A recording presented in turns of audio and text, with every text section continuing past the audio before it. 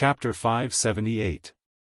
Looking at the struggling Min Xiaoyuan and Sun Yilin who never stopped moving forward, Jingwan had an indescribable feeling in her heart. Looking at the situation, it was impossible that Sun Yilin did not have Min Xiaoyuan in his heart. However, as for how deep his love was, Jingwan felt that it was not possible. Sun Yilin was not the kind of person who was easily moved and would not change his mind until death. As for him choosing Min Xiaoyuan and letting her go, there should be many factors involved. Sun Yilin himself might not be clear about the specific reasons.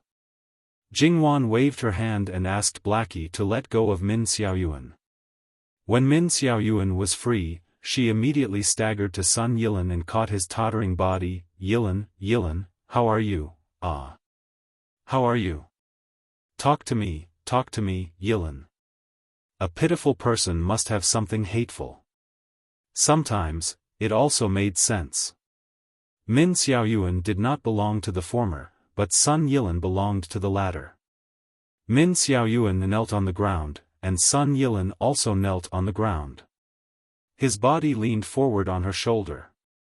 The mask on his face had fallen off at some point, but the hood was still on. In his current position, she could only see his mouth and chin at most. However, Jingwan found that the visible scar had disappeared a lot. Jingwan's heart skipped a beat. She lowered her head and touched the prayer beads in her hand. It seemed that the beads in her hand had affected the goo in his body when he was too close to her. Because it was not direct contact, it could not be removed directly. However, it was obviously affected by it. She did not know if Sun Yilin's current state was due to his nature or the influence of the goo worm. However, no matter what the reason was, Jingwan wanted him to get rid of the goo worm so that he would not be affected by external factors. That was her true intention. She wanted to see if Sun Yilin would say anything about what he had done. To put it bluntly, she wanted to see if he was still a human being. She would decide whether he would be given a death sentence or a delayed death sentence. In any case, he would definitely not be acquitted. Min Xiaoyuan hugged Sun Yilin and cried bitterly. She was so careful that she was afraid that touching the arrow would worsen his pain. She was really helpless and helpless. "I'm sorry, Xiaoyuan, I'm sorry, I'm sorry." Sun Yilin repeated these 3 words over and over again, his voice getting lower and lower. At some point, he dropped his hand and completely lost consciousness. "Yilin, Yilin." No matter how Min Xiaoyuan shouted, he didn't respond. If she didn't feel his breath, she would have thought that he. Min Xiaoyuan couldn't support him and didn't dare to move him. She could only look at Jingwan. "Princess consort, princess consort." It couldn't be more obvious, but she couldn't say the rest of the words. What right did a murderer have to beg the hostage to save his life? It was already very merciful that she didn't immediately send him to hell. "Ah Yuan, I'm tired. Let's find a place to rest." As for Sun Yilin, he should atone for his sins before he dies. At this moment, he was indeed physically and mentally exhausted. Who was the one who said that we should have killed him earlier?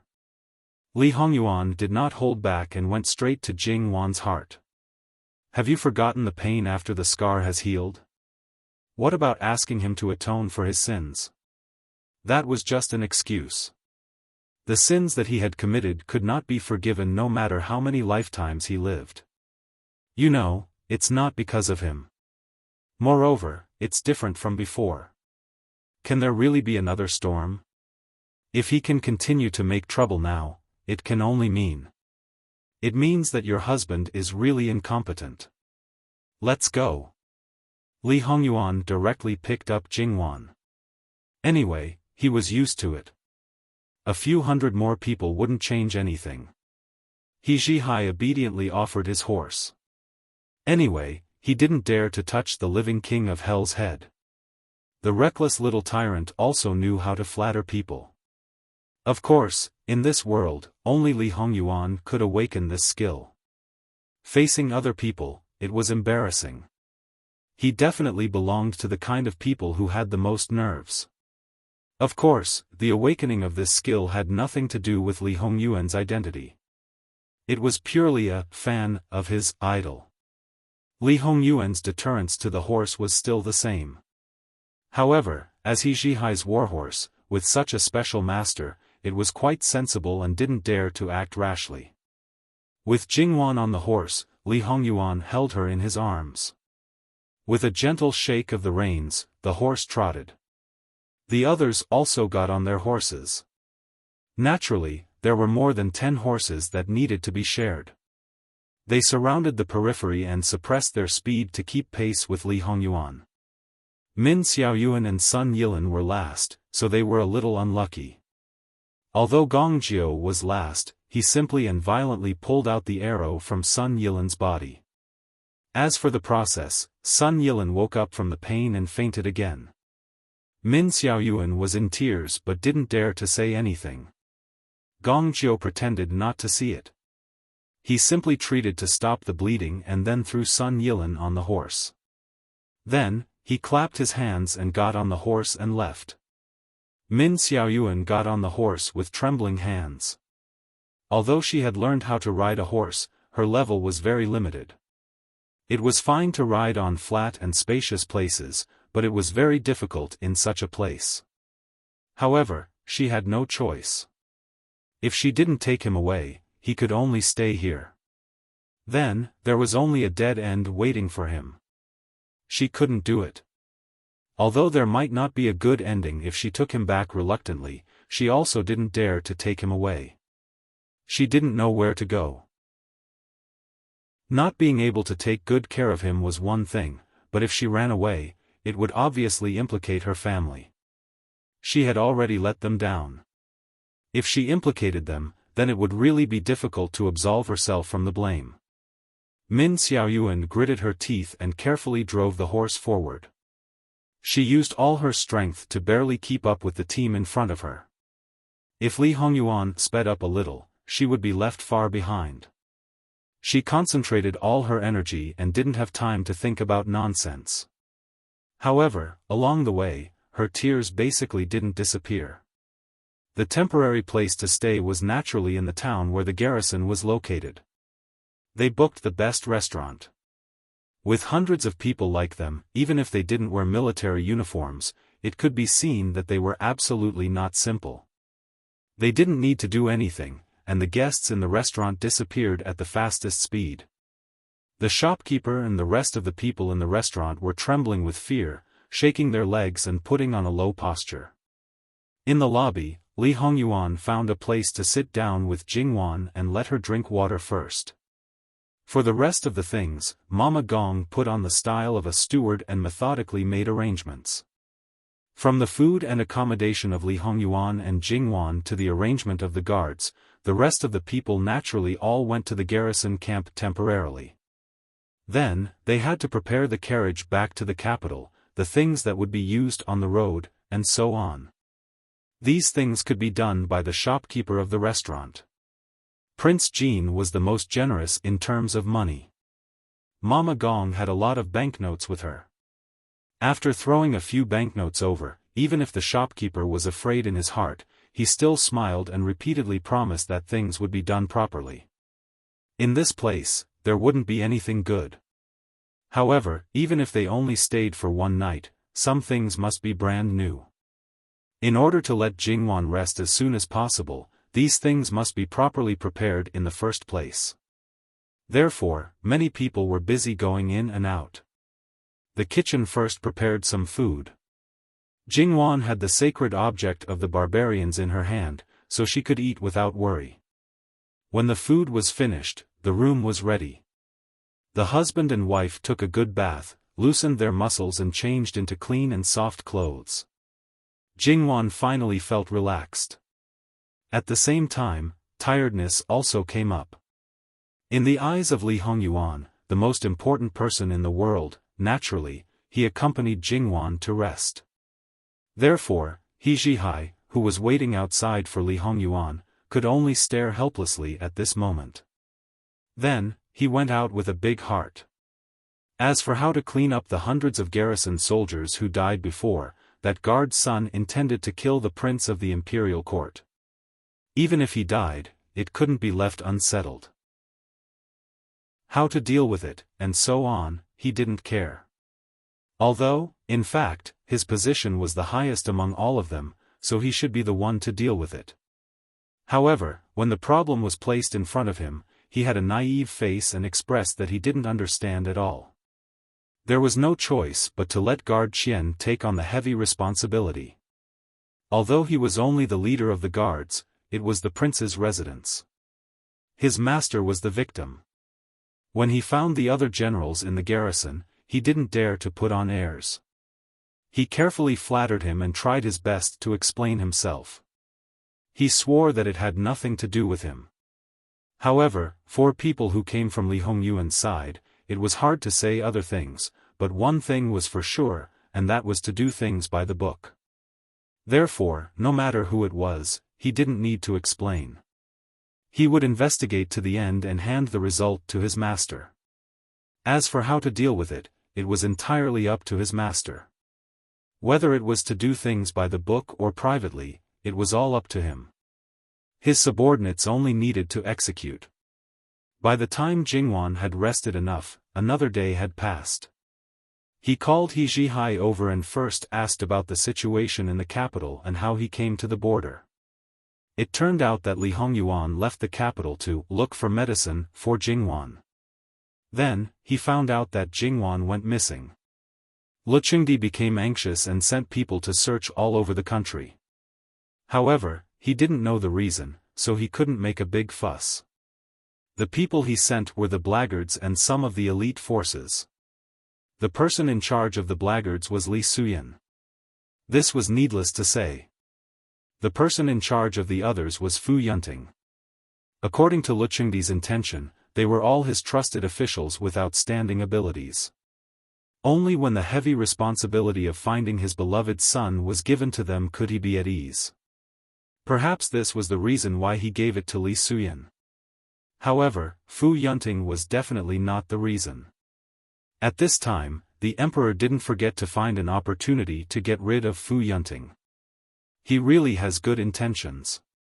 When he was in the northwest, he used you, his most favored son.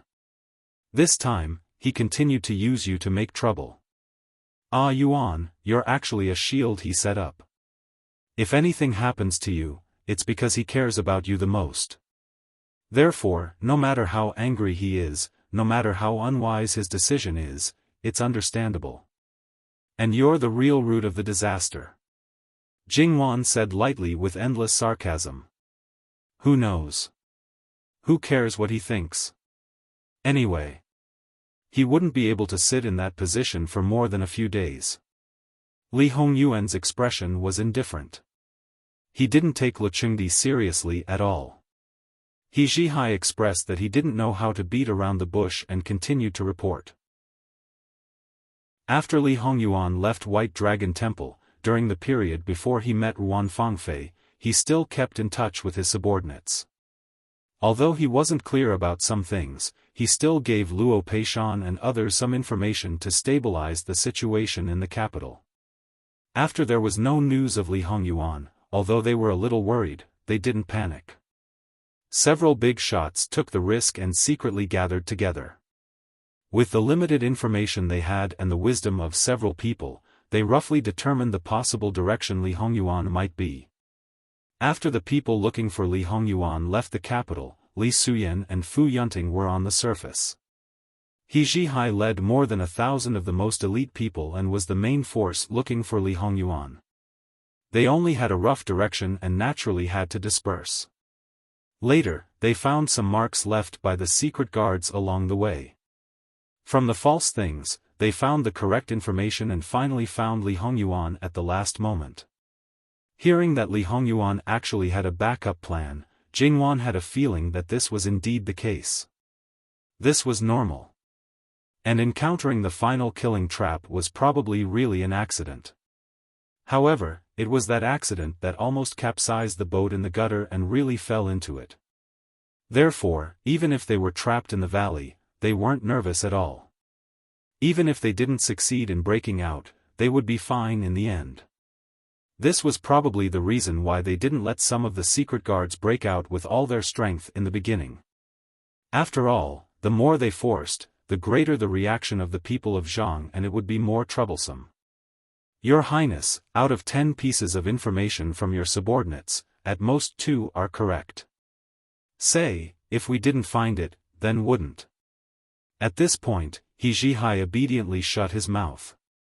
Li Hongyuan glanced at him lightly. If you got it wrong, you probably wouldn't have lived to this day. You're all so stupid. He Zhihai choked. However, the little tyrant expressed his generosity and didn't bicker with his idol. Your Highness, you're wrong to say that. If it's really that simple, then wouldn't others be able to easily find the right direction? You have to know that there are more than one group of people secretly looking for you. But only they found the right direction. It could be seen that it was still very difficult. He was also very smart. He Zhihai was a little complacent. Jingwan had also heard a little about what the He Zhihai of Li Hongyuan's previous life was like. Was this really that taciturn and frightening god of death? When they first met, they thought he was the little tyrant. In the end, he was actually a fool. It made people want to cover their faces and not dare to look directly at him. Don't be silly. If it wasn't for someone who knew about those signals, it would be strange if you could find the right direction. Sure enough, if there wasn't a major turning point in life, the devil would also be naive. Jingwan looked at her husband's face. She really wanted to tell He Zhihai to quickly change the expression on his face. Otherwise, if someone regretted saving your family and created a future general that he wasn't satisfied with, he might cause another family change and change back to the original god of death. Jingwan didn't say anything in the end. She silently picked up the cup and drank water. In her heart, she lit a candle for He Zhihai. Although he wouldn't really cause a family change, it was certain that he would be fiercely taught a lesson. Now, he was far from being qualified to be the commander of the army. As for the specific situation in the capital, He Zhihai wasn't particularly clear. After all, he didn't look like someone who was good at using his brain. He only needed to unswervingly and obediently carry out the task. However, it was obvious that the situation wouldn't be peaceful. At least from what Furong said, Sir Su, who held the title of Minister of Rights, was actually someone from the former Wei, and the person he wanted to help was Prince Rui. Imperial concubine Su had saved the emperor, and the poison used in the assassination was unique to the former Wei. This made people suspect that it was a good show orchestrated by Sir Su. After all, only when Li Hongming ascended to the throne could he obtain the greatest benefits. In addition, he was Furong's master. The poison that Furong put on Jingwan came from him. Thus, the person cooperating with Southern Qi was clearly him. Thus, he understood a lot more about Li Hongyuan. He already had his suspicions and knew that Li Hongyuan was dangerous. How could he let Li Hongyuan live? According to common sense, he would certainly confirm the implementation of the plan on Southern Qi's side. However, since Prince Rui was also among the people looking for Li Hongyuan, it was clear that Sir Su and Southern Qi's cooperation wasn't very close. Both sides had reservations. Sir Su didn't know about Li Hongyuan's situation or even his whereabouts. Without Li Hongyuan, the biggest threat, taking the opportunity to do something wasn't like Sir Su's style. Based on the above situation, it could be seen that the drama unfolding in the capital must be very exciting. Lu Chengdi's heart must have been devastated. After He Zhihai left, only Li Hongyuan and Jingwan were left in the room. Ah Yuan, how do you think things will develop next? Who will make the first move? Jingwan tilted her head and asked. Li Hongming was once demoted to a commoner. From the beginning to the end, those who supported him were probably only 30 to 40% of the original number, or even less. During this time, Li Hongyi's power grew rapidly. The former increasingly felt that the latter was a threat, and the latter would not allow the former to continue to grow. The former is likely to stake everything on one throw, while the latter believes that he is the strongest, and probably won't allow the person on the throne to continue to sit on it. Furthermore, both of their mothers are dragging their broken bodies, and no one knows when they will die. They were originally full of ambition. If they can't sit on the position of Empress Dowager, they will probably die with everlasting regret. Therefore, Prince Kong and Prince Rui may make the first move. In any case, he is not destined to die of old age. Before he dies, he will issue an edict to pass down the throne. In my previous life, they acted together. In this life, I should also fulfill their wishes. I can even do it a little earlier. His birthday is over, and the first day of the first lunar month is a good day. The court officials and their wives will all enter the palace. Isn't this a good opportunity to catch them all in one fell swoop? Isn't this a little too rushed? Forcing the emperor to abdicate was not a trivial matter. Wan, for some things, the longer you drag it out, the more detailed the plan is. If you drag it out, there's a chance that something will go wrong. Moreover, if you can't settle something properly, you might lose other important things. In my previous life, I was also biding my time, hoping to be more confident, but what I waited for was yours. After I brought you back to the capital, I directly massacred the palace. At that time, I didn't have the right time, place, or people. Li Hongyuan lowered his eyes and said softly. Ah Yuan, I'm here. Jingwan held his hand. Li Hongyuan looked back at her. I know, and I will always be here. Come in. Prince, Princess. What are your orders, Prince? Blackie came in and asked respectfully. Bring Fu Rong here. Blackie obviously hesitated for a moment. Yes. Then she retreated. Fu Rong's injury is a little serious. Isn't it inappropriate at this time? Jingwan said. This is the right situation. A servant who protects the master can naturally gain the master's trust and get some important information. The other party will also believe that Fu Rong is not exposed. Jingwan understood what he meant. This was the most appropriate situation. Besides, Fu Rong was seriously injured in order to cover her. There were some things that didn't need to be covered up. Let Gongjiu give her more good medicine. I don't expect your heart to be hard in this life. Li Hongyuan said. Jingwan rolled her eyes at him. How could the situation be the same? Before Fu Rong came, Min Xiaoyuan came first. Min Xiaoyuan kowtowed outside, begging Jingwan to be merciful. After a long time, Sun Yilin was about to die. Jingwan glanced at Li Hongyuan and didn't say anything. She guessed that Gongjiu didn't have the order and didn't treat Sun Yilin at all. He was injured before, and then he was hit by a few arrows.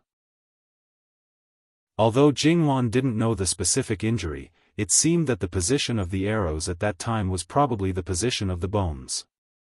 It was a miracle that Sun Yilin could last until now. Princess Consort, I beg you to save him. Xiao Yuan is willing to be a slave or a slave to repay you, Princess Consort, Li Hongyuan sneered. Seeing Sun Yilin holding you hostage, but knowing that you are soft-hearted and can affect my decision, she is so shameless. She is a noble girl from an aristocratic family. She will only be disliked if she serves others. If I were in her shoes, I would do the same. Love is born without knowing where it came from. That's all. Li Hongyuan was silent. Because he was also affectionate, he didn't want to refute. After a while, he said, because of Min Xiaoyuan, Wan doesn't want to take Sun Yilin's life. Now, Li Hongyuan didn't treat Sun Yilin as a love rival. When faced with Sun Yilin's problems, he didn't make decisions based on his feelings like before. In Sun Yilin's current situation, even if he is saved, he will be a cripple. Is Sun Yilan's threat determined by a healthy body? As the saying goes, people's hearts are unpredictable. As long as he is alive, he can cause trouble. What if he becomes a fool? Jingwan asked softly. Li Hongyuan was stunned when he heard this. He really didn't think of this possibility. The main thing was that there was no such precedent. However, in Jingwan's previous life, madmen and fools didn't have to bear the consequences of breaking the law. Can Gongjiu do it? Jingwan continued to ask. For some people, it is better to die than to become a fool. Li Hongyuan was just stating a fact. So, let him decide whether he will become a fool or die. Li Hongyuan accepted Jingwan's suggestion and then asked Gongjiu to treat Sun Yilan. Chapter 579. Gongjiu received his master's order and would naturally do his best. Getting rid of the goo worm in Sun Yilan's body was also one of his tasks. In the winter, the wound did not show signs of swelling and suppuration, but there was still a high fever. If it was a doctor with mediocre medical skills, he would probably have directly asked them to prepare for the funeral. Gongjiu was different after all. In addition, he had obtained the medical book summarized by the experience of an old traveling doctor. Although he was not extraordinary, at least there were few in the world who could stand shoulder to shoulder with him. Even so, it took a lot of effort to save Sun Yilan. The final result was satisfactory. Min Xiaoyuan was at the side from the beginning to the end. She was the one who did things like fetching water and passing things. How well could a noble lady like her be expected to do these things? She was clumsy. Gongjiu did not rush her. Anyway, it would just take more time. If Min Xiaoyuan did not do these things, could he expect others to do it? Min Xiaoyuan also knew, so she could only grit her teeth and persevere. She had to do it as quickly as possible. If she was slow, it would delay Sun Yilan's condition. Therefore, when she heard Gongjiu say, "saved," she heaved a sigh of relief and hurriedly thanked him. At this moment, she really did not look like a noble lady from a noble family. Could the so-called love really change a person to such an extent? Gongjiu actually had such a small doubt in his heart. However, he would not pursue the matter because the two masters were actually typical examples. Of course, Gongjiu did not have the intention to try. However, meeting the right person at the right time, he did not reject it. Min Xiaoyuan took care of Sun Yilan in a flurry. Fortunately, in this restaurant, she did not need to personally light the fire and cook, so they would not make things difficult for her. In reality, other things were just that there was no one to serve Sun Yilan. If she had money, she could actually hire someone outside. The problem was that she did not have money. She used to have a lot of money, but it was not with her. Ever since she separated from the person who served her, she was penniless. Sun Yilan slept for another day before waking up. At this time, his goo had been dispelled. There were only a few scars left on his face. Those were the scars left behind by the fire. In fact, they were not very obvious. Naturally, there was no frightening feeling. Sun Yilan was well aware of the changes in his body, but he didn't confirm it. Instead, he quietly looked at Min Xiaoyuan, who was lying on the edge of the bed, sleeping uneasily. His heart was very complicated. Sun Yilan believed that there was no one in the world that he felt apologetic toward, including Jingwan and his own mother. Only Min Xiaoyuan. Min Xiaoyuan jerked her head up from her sleep and met Sun Yilan's eyes. "You're awake? That's great." His words expressed his surprise. Then, she hurriedly took the simmering medicine and carefully fed it to Sun Yilan. Sun Yilan was very cooperative. After drinking the medicine, he drank water to rinse his mouth. "I'll call Dr. Gong to take a look." Then he got up again. "Xiaoyuan, sit down. I'm fine now. There's no need to call him. talk to me for a while. Min Xiaoyuan had some doubts. How could he be fine? However, Sun Yilan's gaze was firm. She could only sit down obediently. The patient was the most important. However, Sun Yilan didn't say anything. His gaze swept across Min Xiaoyuan's forehead, hands, clothes, and hair. Without asking, he knew what might have happened. Min Xiaoyuan pursed her lips. She felt uncomfortable being stared at by Sun Yilan. Well, your face is actually... She had nothing to say. It's okay. It doesn't matter. Xiaoyuan, you want me to live, right? Sun Yilan said softly. There was a bit of the gentle feeling he had in the past. Of course. Even if she was very sad because of Sun Yilan, she still didn't want him to die. You know, that's not very possible. They won't let me live. They won't. If they really wanted you to die, Wang Fei Nyang wouldn't plead with Jin Qin Wang and wouldn't let Dr. Gong come to treat you. Wang Fei Nyang is very good, really. Min Xiaoyuan looked at him. It was very sincere, but there was still unconcealable worry. She was convincing Sun Yilan, but she was also convincing herself. Fool, the reason why he was still alive was because of Jin Qin Wang Fei's infatuation. It had nothing to do with him at all. Before he shot the arrow at the two of them, perhaps there was a slight possibility. That arrow, he reckoned that Jin Qin Wang Fei couldn't wait to skin him alive. He was now very clear-headed and could see everything clearly. Now go and ask Jin Qin Wang. Just say that I want to see him. See if he wants to see me. If he sees me, it would be rude for me to crawl in front of him like this. Could he please condescend to move, or send 2 people to carry me over? Sun Yilan said calmly. Min Xiaoyuan put both hands on her knees and crumpled her clothes. Tears once again accumulated in her eyes and her lips trembled. Don't cry and don't be afraid. Don't worry, I won't die. Sun Yilan comforted her.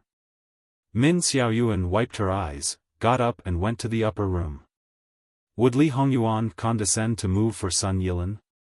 Obviously not. He was carried to the upper room. Of course, it wasn't as rough as expected. Min Xiaoyuan was worried and followed. However, it was obviously impossible to enter the room. She could only wait outside anxiously. His hands and feet were injured. Sun Yilan was placed on a chair. When he saw that Jingwan was also there, he wasn't the least bit surprised.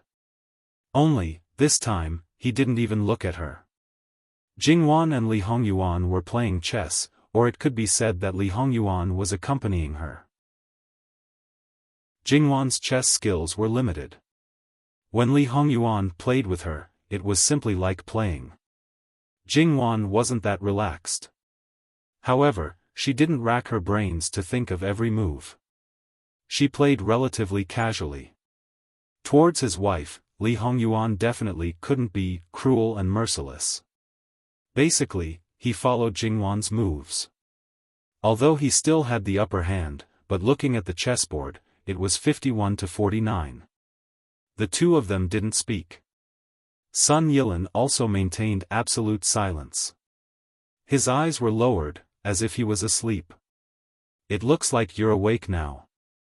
After waiting for an unknown amount of time, Li Hongyuan finally spoke with great compassion.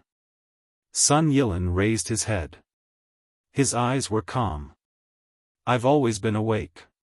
He was conscious of everything he did and every word he said. However, now that he thought about it, it felt like he was standing from an outsider's point of view. He felt a little strange looking at everything that his other self did. However, what was done was done. There was nothing to explain. Jingwan saw him like this and narrowed her eyes slightly. Was his temperament too good? He knew that some things had already happened. He should bear the responsibility and face it calmly. Or was he really rotten to the core and couldn't change? She originally thought that after getting rid of the goo worm, he would at least repent for his actions. Did she really see the world as too beautiful? However, the temperament of the current Sun Yilin was very similar to the young Master Yilin of the past. Originally, Jingwan was a little curious about Sun Yilin's change. Now, all her curiosity was gone. The hatred in her heart faded a lot after she decided to make Sun Yilin a fool. However, Sun Yilin was a proud and arrogant person. He would probably rather die. If he chose to live a bad life than a good death, then besides doubting his previous judgment of people, he would probably feel a little happy to see the gods' favored son turn into a fool. However, this possibility was not big. Otherwise, he would have escaped. Therefore, Jingwan felt that her idea and Min Xiaoyuan might be an excuse. Her starting point was not good. She had a deep malice. What do you want from me? Li Hongyuan was not interested in talking nonsense with him. I hope that your highness can give me a way out and spare my life. I'll do anything. It was really unexpected for him to say such words. Li Hongyuan and Jingwan looked at each other. Even if you become a fool? There was finally a slight change in Sun Yilin's expression. It wasn't obvious, and it didn't last for long. He tilted his head and seemed to be looking outside. After a while, he said, "No problem." His voice was soft but firm. Jingwan suddenly understood. He chose to live and even become a fool. It was not for himself. It was because someone wanted him to live. Therefore, he lived, even in such a humiliating way. She did not know if it was because he had feelings for Min Xiaoyuan, or because he felt guilty for Min Xiaoyuan, or other reasons. However, no matter what decision Sun Yilin made now, he could not touch Jingwan at all. Since the matter had been settled, he was not interested in entertaining the guest. Before I leave, I wonder if I can say a few words to your highness? When he said this, Li Hongyuan's expression was a little bad. However, Sun Yilin was not afraid of death. He did not even blink. What do you want to say? Jingwan asked. He would not say anything shocking. Even if he was not afraid of death, a smart person would not seek death easily. It was two completely different concepts. Sun Yilin looked at her, but he was very honest and did not have any distracting thoughts. I'm sorry for what happened before. There are some words that you should not take to heart. Although I was conscious at that time, I could not control myself. I heard that the witchcraft of the barbarians, no matter what kind of witchcraft it is, will show all kinds of symptoms after thousands of years, not to mention the finished witchcraft. The effect of the witchcraft of sealing emotion is ranked in the top 3 among all witchcraft. Those who cannot be controlled by it are definitely not ordinary people. Perhaps they are deeply in love. Facts have proven that regardless of whether His Highness is scheming against you or not, at least he is a good husband. Many people can't compare with him in this aspect. Even if I were him, I can't guarantee that I can do it. Even ordinary witchcraft is difficult to control. If it is the witchcraft of sealing emotion, it will probably not end well. Was this a disguised compliment to Li Hongyuan? Jingwan glanced at a certain someone. She had to admit that his complexion was indeed better. I didn't take it to heart. That's good. Sun Yilin nodded. Then, he let Li Hongyuan's people take him away. This change is too big. It's a little unreal. Really, there was a world of difference. It was as if they were two different people. He was just stating a fact. Jingwan choked and reached out to pinch his face. You are so thick-skinned. Li Hongyuan held her hand. Isn't it the truth? Yes, yes, yes. Jingwan was a little helpless. Didn't Gongjiu say that Min Xiaoyuan was also implanted with a witchcraft, and it was the extremely vicious beauty witchcraft? When she heard Gongjiu mention the beauty witchcraft, Jingwan shuddered. She was wondering how Yuan Fangfei could have such a perfect face that was not a human skin mask. She was also disfigured, and it was quite serious. Even the medical technology in her previous life might not be able to repair it. When the beauty witchcraft is first implanted, it requires a sacrifice. For those inhumane people, they naturally don't care about the lives of others for the sake of beauty.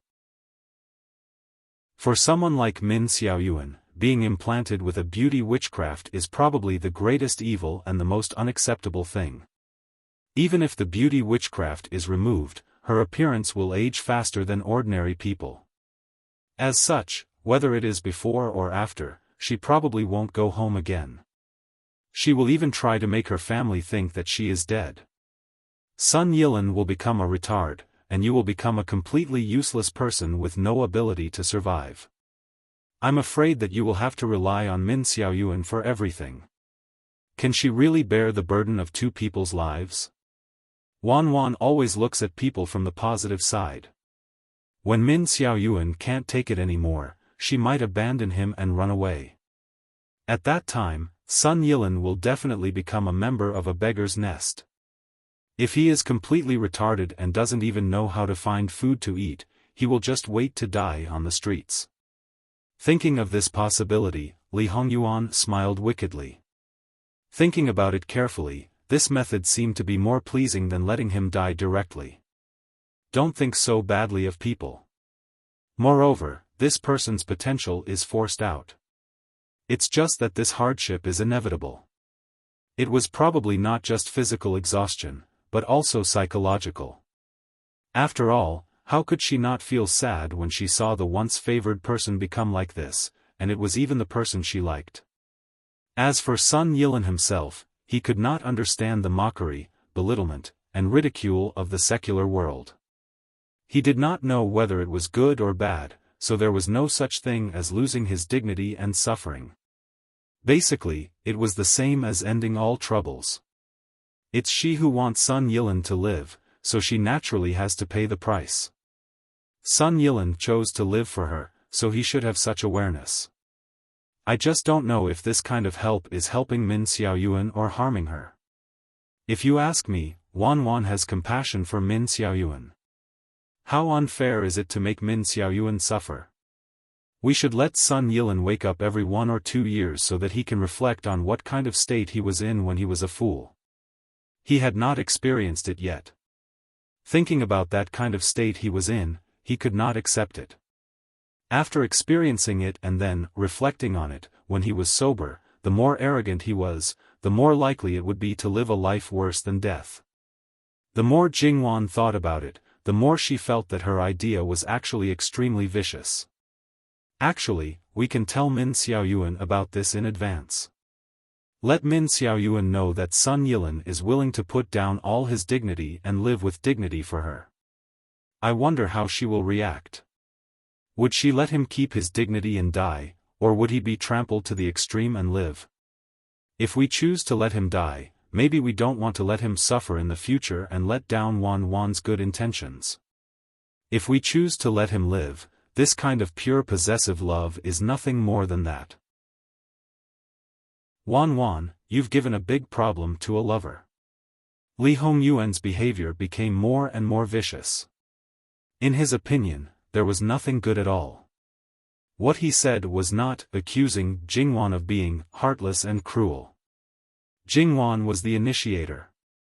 Anyway, she was destined to be a bad person. It didn't matter. When Min Xiaoyuan heard the news, it was as if she had been struck by a bolt from the blue. She was dumbfounded. Then, she collapsed. Impossible, impossible. How could this happen? I want to see the prince. I want to see the princess. They can't do this. They can't do this. Mama Gong stopped her. Miss Min, Sun Yilan's crime is not enough to be regretted no matter how many times he dies. It's already lenient to let him live. But he's already a useless person. Why can't we let him go? Miss Min, you're so naive. You had this idea from the beginning. You chose Wang Xinzi. You should know that Sun Yilan's threat comes from his intelligence, not his body. So, he can either die or become a fool. There won't be a third choice. The prince said that you can help him choose one more time. How to choose? This multiple-choice question was too difficult. When Min Xiaoyuan looked at Sun Yilan again, she was like a soulless puppet. Sun Yilan knew what was going on almost instantly. He didn't know if his choice was right or wrong.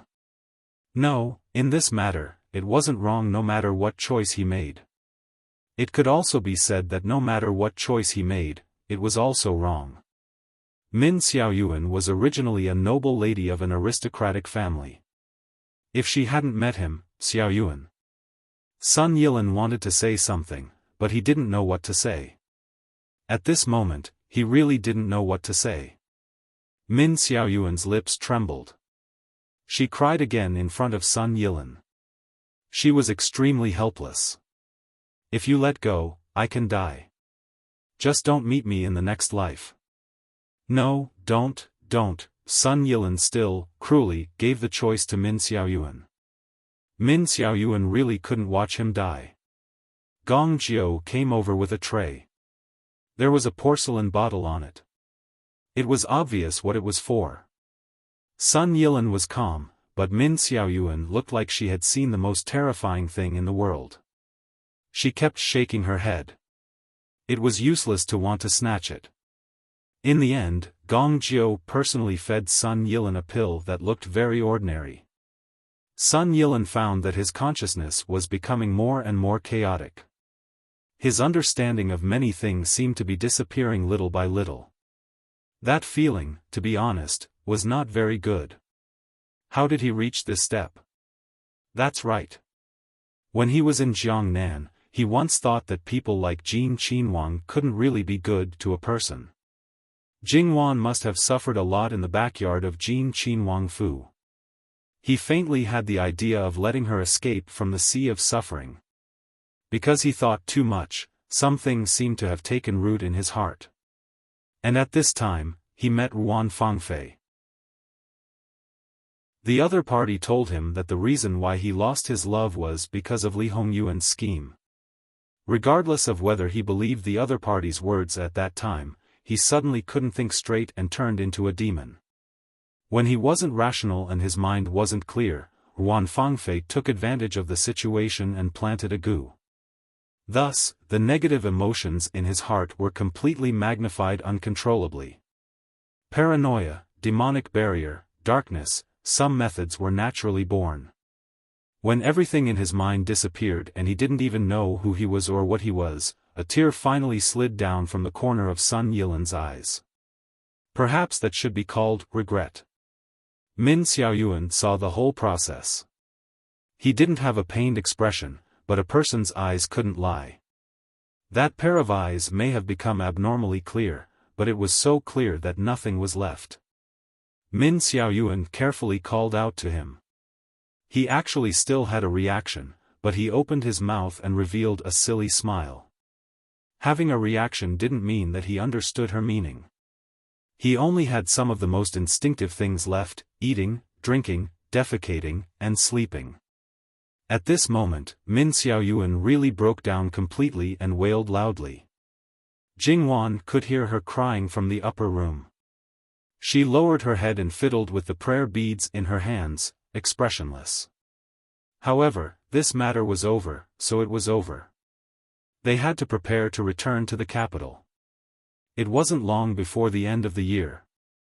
The mantis stalks the cicada, unaware of the oriole behind. As the hunter who had his eyes on the oriole, he naturally had to appear at the end. At this time was already quite tight. However, before they left, Jingwan asked someone to leave a sum of money for Min Xiaoyuan. It wasn't a lot, so as to prevent an inexperienced girl like her from revealing her wealth and being targeted. It wasn't a small amount either. As long as she wasn't too unlucky, it should be enough to support Min Xiaoyuan through the most difficult transition period and find a way to maintain her livelihood. At the same time, she sent a letter to Min Yuhan in Jiangnan, explaining the matter concisely. However, she didn't tell him where he was. Even if the Min family wanted to find him, it would be like looking for a needle in a haystack. If they really found him, it could only be said that some things were destined. At that time, the only thing that would be better would be the material things. Nothing else would change. The speed at which they returned wasn't slow, but it wasn't very hurried either. When they arrived at the first city, Fu Rong, whose injuries had improved a lot, followed the original plan and found the place designated by the Minister of Rights, Lord Su, to deliver the news. Li Hongyuan had specially sent people to investigate that place. There was nothing special about it. Ordinary people's letters were also sent. The special channel behind it should be a few turns. Li Hongyuan had ordered people to keep an eye on it. However, it would be difficult to find it just once. If there were too many people, it would be very likely to alert the enemy. However, this route wasn't urgent for the time being. They could slowly explore and eliminate it after dealing with Lord Su. After sending the news that Li Hongyuan was safe and was about to return to the capital, it didn't matter if some people had plans to force him to abdicate.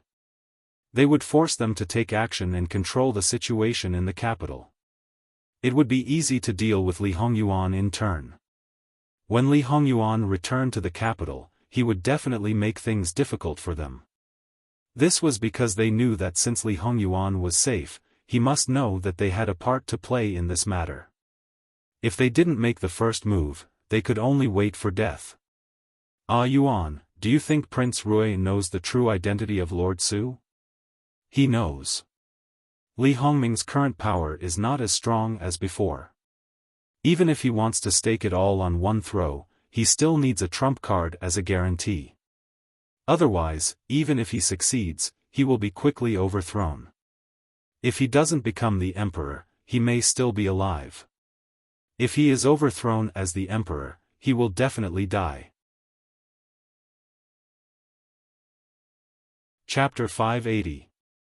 So, Prince Rui doesn't know that Lord Su will take the initiative to tell him that the former Wei will help Prince Rui stabilize his position on the river.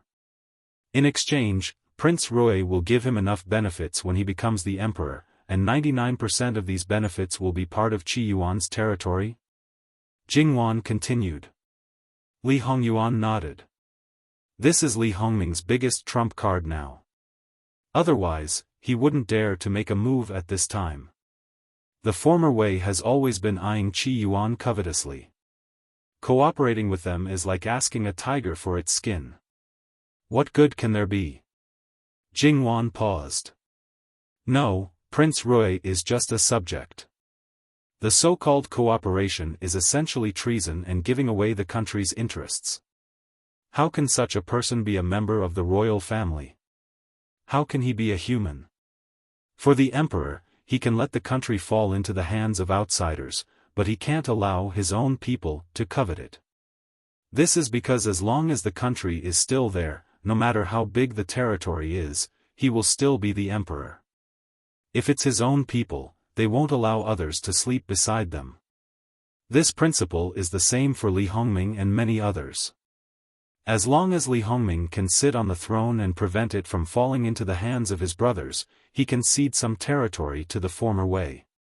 In his eyes, it might be the smallest sacrifice in exchange for the biggest benefit. Power is tempting, not to mention the supreme and unique position, Jingwan murmured. Jingwan's belly was becoming more and more obvious, but it didn't look cumbersome. Moreover, she hadn't been taking good care of herself recently, so she basically didn't put on any weight. Although not every pregnant woman would put on weight, Li Hongyuan felt that he had neglected his duty when he looked at Jingwan, who didn't change much except for her belly. Wan, you should eat more. Jingwan was still immersed in some things. When she suddenly heard Li Hongyuan's words, it took her half a beat to realize what he was talking about. Her expression cracked a little. Wasn't this a little too sudden? Jingwan elbowed him. We're talking about something serious. Isn't your health important? What could be more important than you? Li Hongyuan said quite confidently, when a woman is pregnant, she will gain half of her original weight. You, on the other hand, are still the same as before. Your belly is big. This shows that you must have lost weight." Jingwan was speechless. It was true that she had gained so much weight. However, she had always exercised a lot. It was normal for her to not grow much. Moreover, her heart was not well during this period of time. It was normal for her to be a little thin. She would be fine after some rest. However, there were some things that she really couldn't do about this man. It was all a lie to say that she had completely turned over the situation. However, in the end, it was still her own failure that made her unable to be hard-hearted towards him. "It will grow back after we return to the capital." "How can we raise them after we return to the capital?" "They should eat more now," Li Hongyuan said with a frown. He was not very satisfied with the food on the road. "Okay, I'll try to eat more." Even if her appetite had increased, it was basically fixed. She could not force herself to continue. However, forget it. There was no need to argue with him. Anyway, she would not be able to win against him in the end. "That's right." Li Hongyuan touched her head. Jingwan was annoyed by him. She closed her eyes weakly. She did not care about whether it was a big or small matter, whether it was serious or not. She could not care about it. As they got closer and closer to the capital, Jingwan's belly was already 6 months old. The following journey would definitely not be peaceful. Of course, at this time, they gradually met up with the people who were looking for Li Hongyuan on the surface. Knowing that Li Hongyuan, this big hidden danger, was about to return to the capital, how could they let him return safely and disrupt their next big plan? Therefore, intercepting and killing him was necessary. However, there were many people guarding him now. Unless they mobilized the army, they would not be able to kill him quickly enough at this juncture. Therefore, the hope of killing him was slim. They could only try to stop him as much as possible. At the same time, Li Hongyuan's true face was exposed. It was a storm in the city. If the people were just listening to it for fun, the court officials and the emperor were not the same. When they tried to control or kill Li Hongyuan before, the matter would be exposed to Luchengdi, which might become Li Hongyuan's protection. Now it was different. If they wanted to deal with Li Hongyuan, it was best to use Luchengdi's hand. As an emperor, no matter how much he favored his son, once this son appeared to be good on the surface but secretly coveted his father's throne, this was even more infuriating than those who coveted it openly. Especially when he was able to deceive everyone, it was enough to show how deep his thoughts were and how great his methods were. After knowing it, Li Hongming sent people to investigate it. Li Hongyuan's business was too big. It was impossible for it to be flawless. Therefore, they did not disappoint. They more or less found something. Those things were solid evidence. Luchengdi had to believe it. It was enough to show how angry Luchengdi was when he knew it. As the saying goes, when things reach an extreme, they will move in the opposite direction. Luchengdi used to be so good to Li Hongyuan because he felt guilty and also because of his affection for the imperial noble consort. In his eyes, Li Hongyuan was a bastard, but his nature was good. Now the truth slapped him hard. This was the biggest fool and deceit.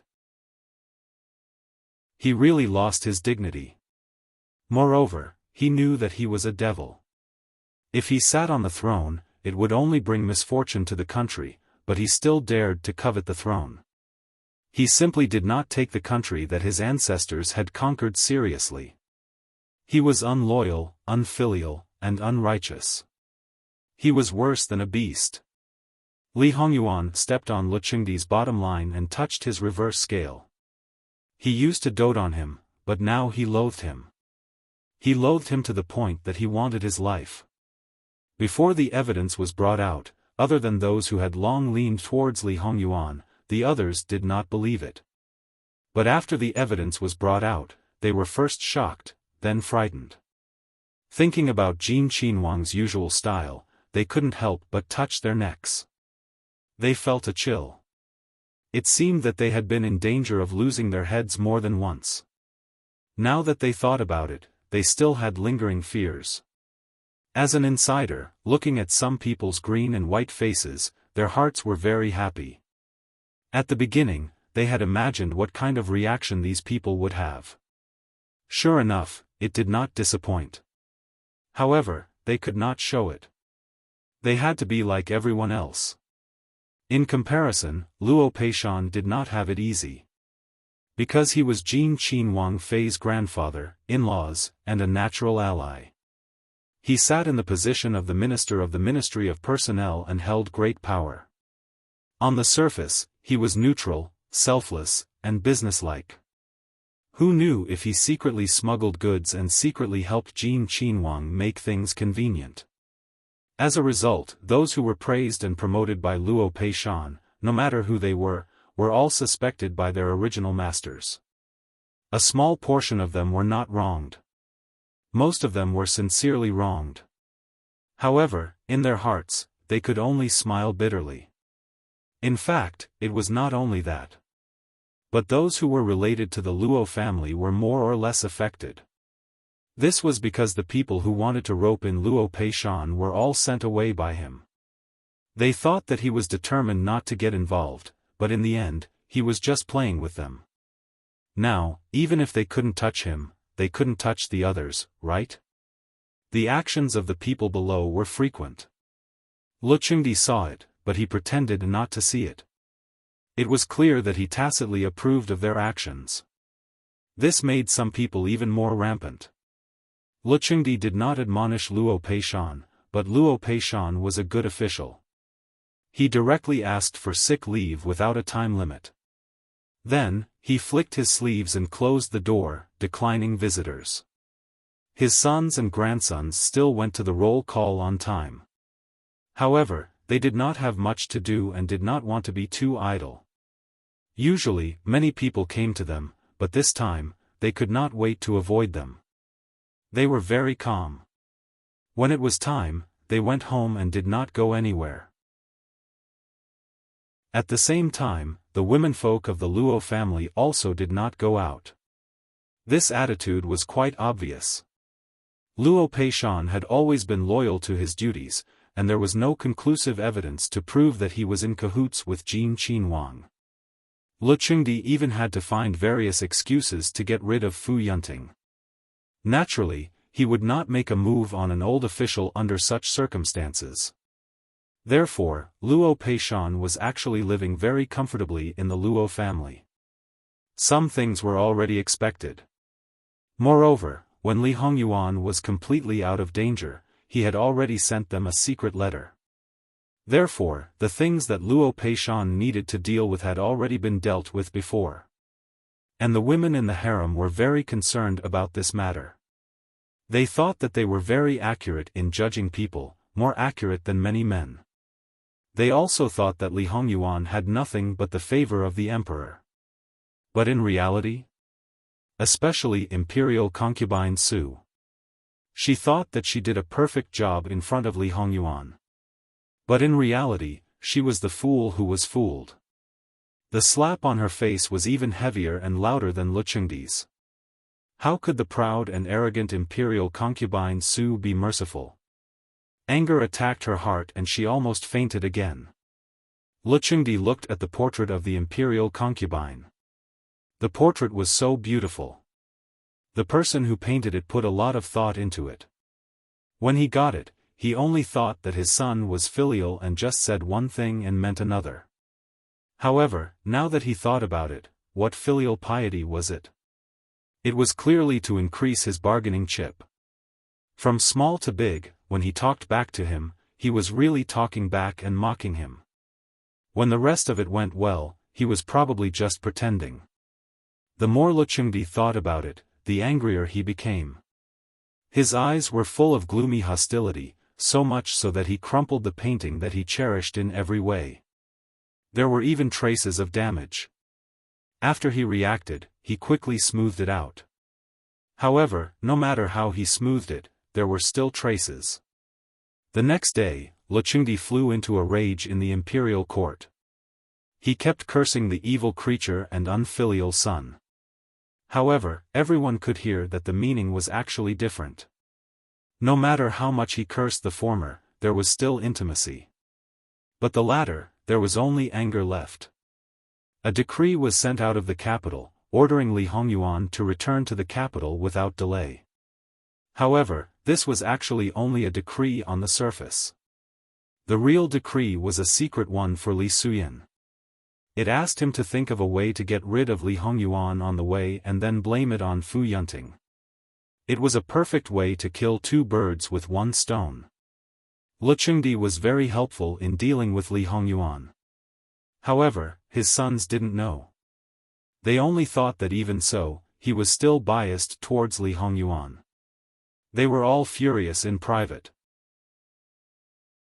He held his breath in his heart. Father, since it's like this, you really can't blame your son for being unfilial. Not long after Luchengdi issued the secret decree was already in front of Li Hongyuan. That's right, it was the original secret decree, not a copy.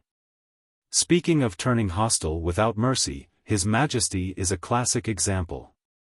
Jingwan looked at the Emperor's private seal on the opened letter and said, "As expected, there's nothing strange about it. No matter how biased he is, he can't cross the bottom line. He can't tolerate deceit, and he can't tolerate people shaking his country." Li Hongyuan didn't care. When he was governing the country, he was at most mediocre. If he wasn't a subject, who knows what he would have become? How could he let others shake his country? Jingwan sneered. What nonsense was this about the son of a ghost being inauspicious and affecting the destiny of the country? As an emperor, those who are humble and introspective are in the minority. The rest, other than those who are muddle-headed and tyrannical or are just puppets, generally think that they are ruling very well. The weather is good, the people are obedient, and the world is peaceful. Then what about you, Yuan? What kind of emperor do you belong to? Me? Muddle-headed emperor, tyrant emperor, and wise emperor. Li Hongyuan was very clear about his own position. A tyrant can be paired with a muddle-headed emperor or a wise emperor. How can a muddle-headed emperor and a wise emperor coexist? Don't tell me that you are sometimes wise and sometimes muddle-headed. If that was the case, it would probably be a split personality. Wan, do you still need to ask your husband about this? Li Hongyuan looked at Jingwan meaningfully. Don't put a tall hat on my head. I can't afford it. Thank you. Jingwan said lightly. Li Hongyuan smiled and didn't say much. Since the first assassination, there had been one after another. There were all kinds of strange methods. In addition to the direct confrontation, there were all kinds of poisons, assassinations, road destruction, and riots. It could be said that it was brilliant and varied. Sometimes it happened once in 2 or 3 days, and sometimes it happened twice or thrice a day. It added a lot of fun to their rather boring journey back to the capital. And these methods were all dealt with simply and crudely. It was like a small stone thrown into a calm river, but it set off circles of ripples. However, Li Hongyuan was a huge ship. How could those small waves stop his speed? The only threat should be the black-robed guards led by Li Suyin. However, after Li Suyin sent out the secret edict, she acted as if nothing happened. Instead, she and Fu Yunting escorted Li Hongyuan back to the capital. And the situation here would not be reported to Luchengdi. As for what happened after they returned to the capital, to be honest, they were not afraid. It was hard to say whether Luchengdi would see them as their master. This was not a baseless guess. It was very likely to be the truth. It was not the first time they had dealt with Li Hongyuan, especially Fu Yunting. Not long after this master opened his residence, they had been living in an abyss of suffering under him. They did not completely understand his nature, but at least 70 to 80%. When he laid his cards on the table, it meant that others did not have a chance to flip the cards. With the current situation, he would not wait any longer. Let Lu Chengdi admonish him, convict him, or even kill him. It was close to the end of the year. Ordinary people were busy preparing for the new year. They had worked hard all year round. At this time, it was time to reward them. Inside and outside the court, it was calm on the surface. But in the dark, it was not the case. Some were excited, some were nervous, and some were still scheming against each other. On the 20th day of the 12th lunar month, it snowed heavily for several days. On the 30th day, there was a big red sun. Of course, when the sun shined, the snow melted. It was colder than when it snowed. Not many people liked to go out. However, this did not affect the mood of some people. They stood under the porch and looked up at the sky. They sighed. It was really a good weather. Even their smiles became more genuine. At night, when the firecrackers were the loudest, the city gate opened. A group of people quietly entered the city. Madame Luo used the excuse that she was a little tired and went back to rest. She did not stay up for the new year with everyone. She was already old. Although there were no obvious symptoms in the past few years, she was not very healthy. So, this was a very normal thing. Luo Peishan also used the excuse that he wanted to accompany her and went back to the main courtyard. There was nothing strange about the lights in the main room. However, after everyone went in and saw the people sitting inside, old Luo and old Madame Luo were very calm. It seemed that they already knew about this. On the contrary, the maidservants behind them were so scared that their legs turned to jelly. Didn't Jin Qin Wang and Wang Fei not return yet? How could they quietly appear in the Luo family? However, the rumors outside were abuzz. They, the servants, did not know whether it was true or false. Although there was nothing different in the Fu, it was just that Wangshi was strict in governing the family. The servants did not dare to say it out loud, but they were still terrified. But now, they did not know what was going on. Their hearts were beating wildly, but they did not dare to breathe. This subject greets Wang Ye and Wang Fei. No need for formalities. Li Hongyuan lightly said and took a sip of tea. During this time, Luo Darren has worked hard. To be able to share Wang Ye's worries, how could it be hard? Wang Ye should talk with grandfather. I will go inside with grandmother to have a private talk. Jingwan smiled. Li Hongyuan nodded, go ahead. Old Madame Luo's gaze had been on Jingwan since she came in. What was the meaning of this?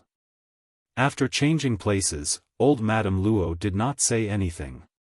She first carefully sized up Jingwan.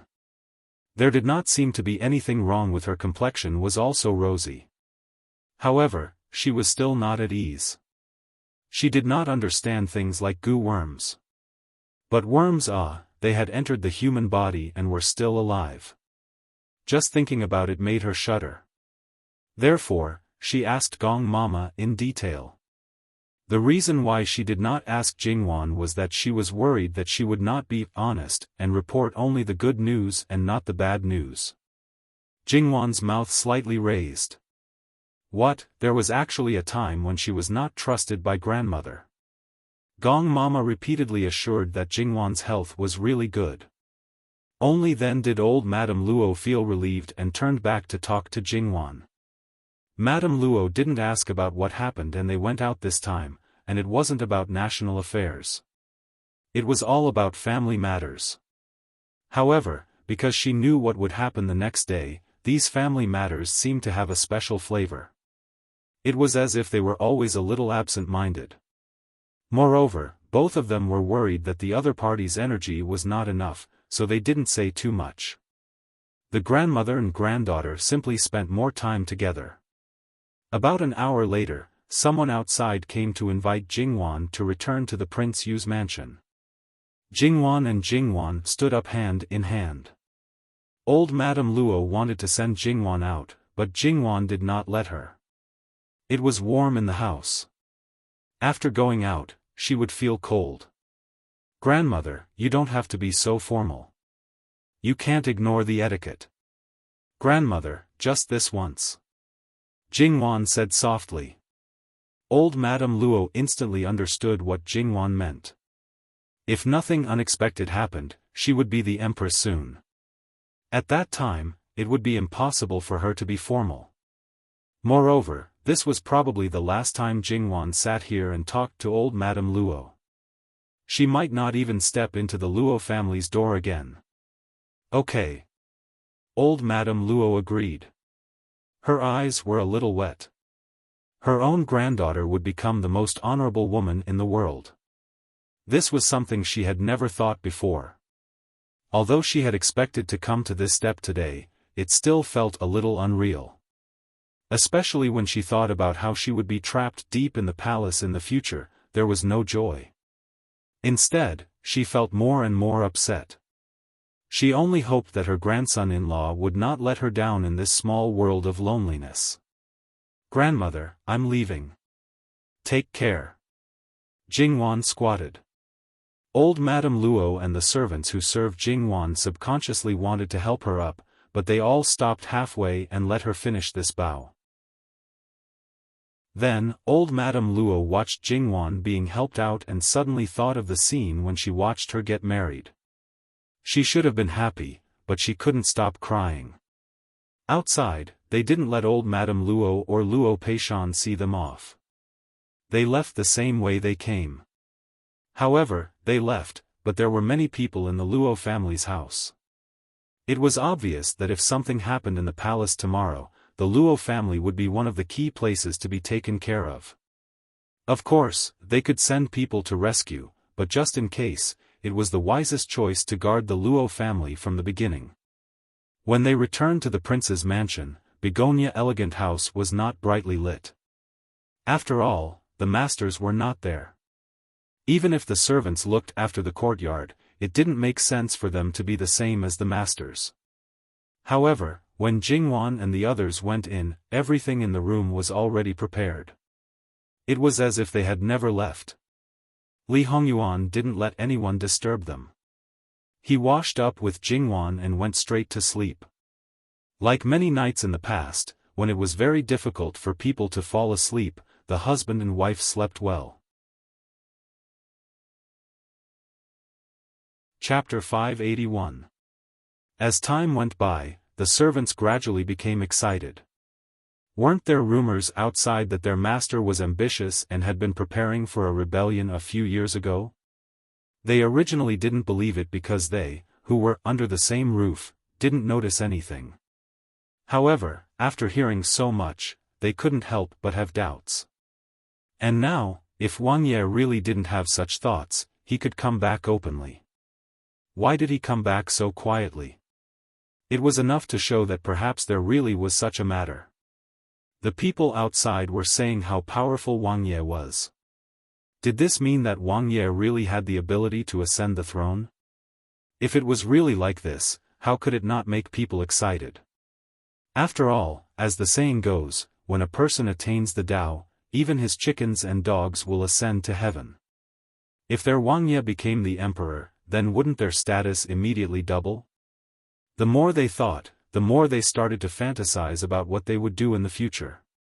Of course, the majority of people held this beautiful idea. Some people thought that they were still rational. Speaking of which, what if Wang Ye didn't succeed? Right now, Wang Ye was the public enemy of all the other princes. Moreover, he had offended so many people in the past. If he was defeated, then they were afraid that they wouldn't have a good ending. Therefore, they were terrified and uneasy. The more they thought, the more fearful they were. They felt as if a knife was placed on their necks. The thought of leaving the Fu was born. As for what to do, it wasn't clear.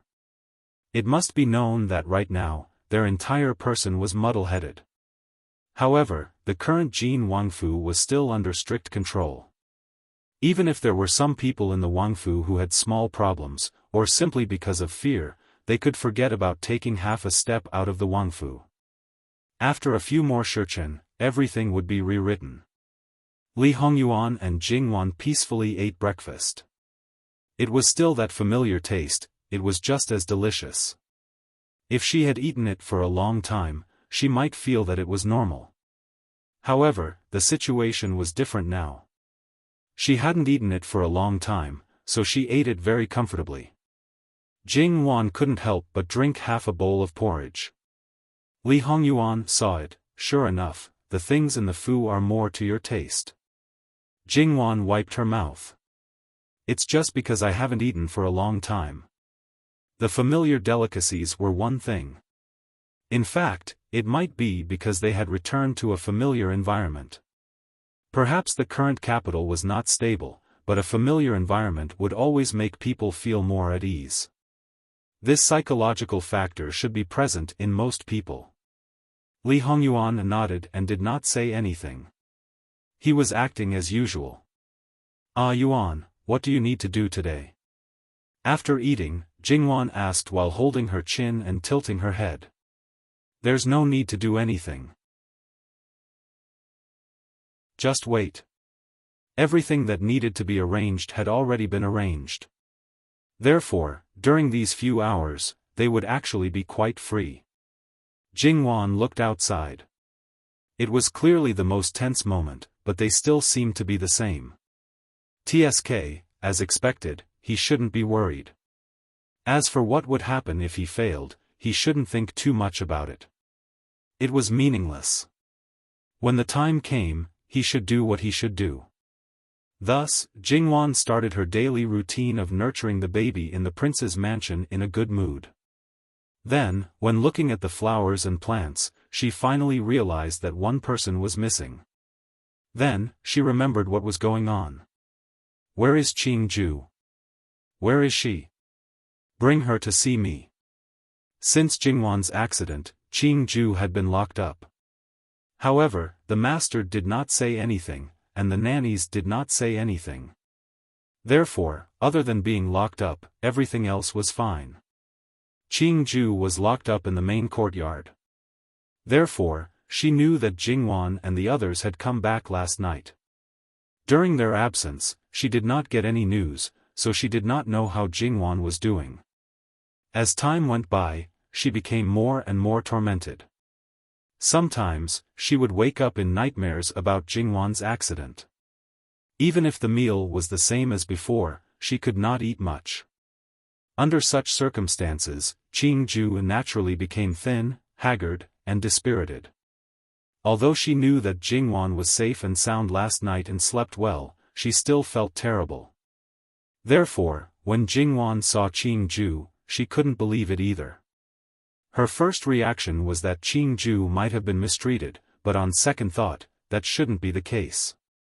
When they weren't around, everything in the main courtyard was under her wet nurse's control. Her wet nurse had always treated her maidservants well and even treated them like her own daughters. Qingju's mistake wasn't done on purpose. Since she was waiting for her to deal with it, then there shouldn't be any mistreatment. Soon, Jingwan also understood the reason. She was lively in nature, but she was straightforward in nature. Her loyalty to her was unquestionable. Often, it was because of this that some things became more and more unbearable. Looking at Qingju kneeling on the ground quietly, Lin Mengya felt that not only did her clothes look empty and unsuitable, but her temperament had also changed completely. To a large extent, a person's temperament could be changed by a major accident. However, the accident of Qingju was not serious. For her, perhaps there was nothing more serious than what everyone thought. Jingwan sighed, "Get up." She was already in such a state. This punishment was enough. She must have remembered the lesson. "Please punish me, Your Highness." Speaking of which, Qingju's biggest mistake should be that she had private relations with a man. This was originally a great crime, especially as she was the head maidservant by her master's side. To a large extent, her every action was closely related to her master. If something were to happen, it would be blamed on her master by outsiders. To put it lightly, it would be said that she was not strict enough and did not discipline her properly. To put it heavily, it would be said that she was disloyal to her master. What would be ruined would not only be her own reputation. Being deceived and used to harm her master was also unforgivable. However, she was also a victim in nature. It would not be tolerated in other places. Jingwan was different. There were intentional homicide and negligent homicide. Jingwan would not flog her to death or sell her because of this incident. However, this girl was obviously stubborn. Then from today, go to do the cleaning. You are in charge of the courtyard in the main courtyard. Jingwan was helpless. If she really did not do something, she would probably want to apologize with death. Yes, thank you, master. Compared with Fu Rong, Qing Ju was actually a real qualified maid. Fu Rong's kind, to put it bluntly, was a rebellious person. It was originally a small matter. Once it was solved, it would be over. However, after this incident, Qing Ju would really not be able to marry for the rest of her life. If Jingwan took her to the palace, she might die of old age in the palace. If not, she would be destined to live in the countryside. Why do you worry about such a small matter? Li Hongyuan said discontentedly. Don't worry about it. It's just a matter of a few words. Jingwan said helplessly. Wan, there is one thing that I have to remind you. The maids around you have been with you for many years and are loyal to you. It's normal that you treat them differently and are particularly soft-hearted. However, if you treat them gently today, it will intensify the impression that you are soft-hearted in other people's hearts. Perhaps, they will subconsciously think that even if they do something wrong, they will be forgiven by you. Especially when they don't make mistakes subjectively, the consequence is that they are not careful enough and may be used by others. You should know that this kind of situation sometimes leads to a big disaster. The higher the position, the more dangerous it will be. Jingwan was stunned. She really did not think so much at this moment, but it was a fact. Jingwan looked at Qing Ju again with hesitation. Qing Ju knelt down again. Your Highness, please kill me. Jingwan's lips trembled slightly. It was not so easy to change something that was deeply ingrained in one's bones. Your Highness, this servant's mistake should have been punishable by death. Your Highness is merciful and took pity on this servant, so you let it go. This servant feels that what His Highness said is right. In the future, Your Highness will stand in a higher position. That position requires you to show your supreme prestige to deter the people below. This servant only wishes to die and serve Your Highness in the next life. At that time, this servant will not make such a stupid mistake again. Your Highness, please kill me. Qing Ju's words had crossed the line. No maid would be bold enough to do so, but no one would care about it. Jingwan closed her eyes and did not speak. Her body was trembling slightly. Li Hongyuan could not bear it, and neither could Nanny Gong and the others.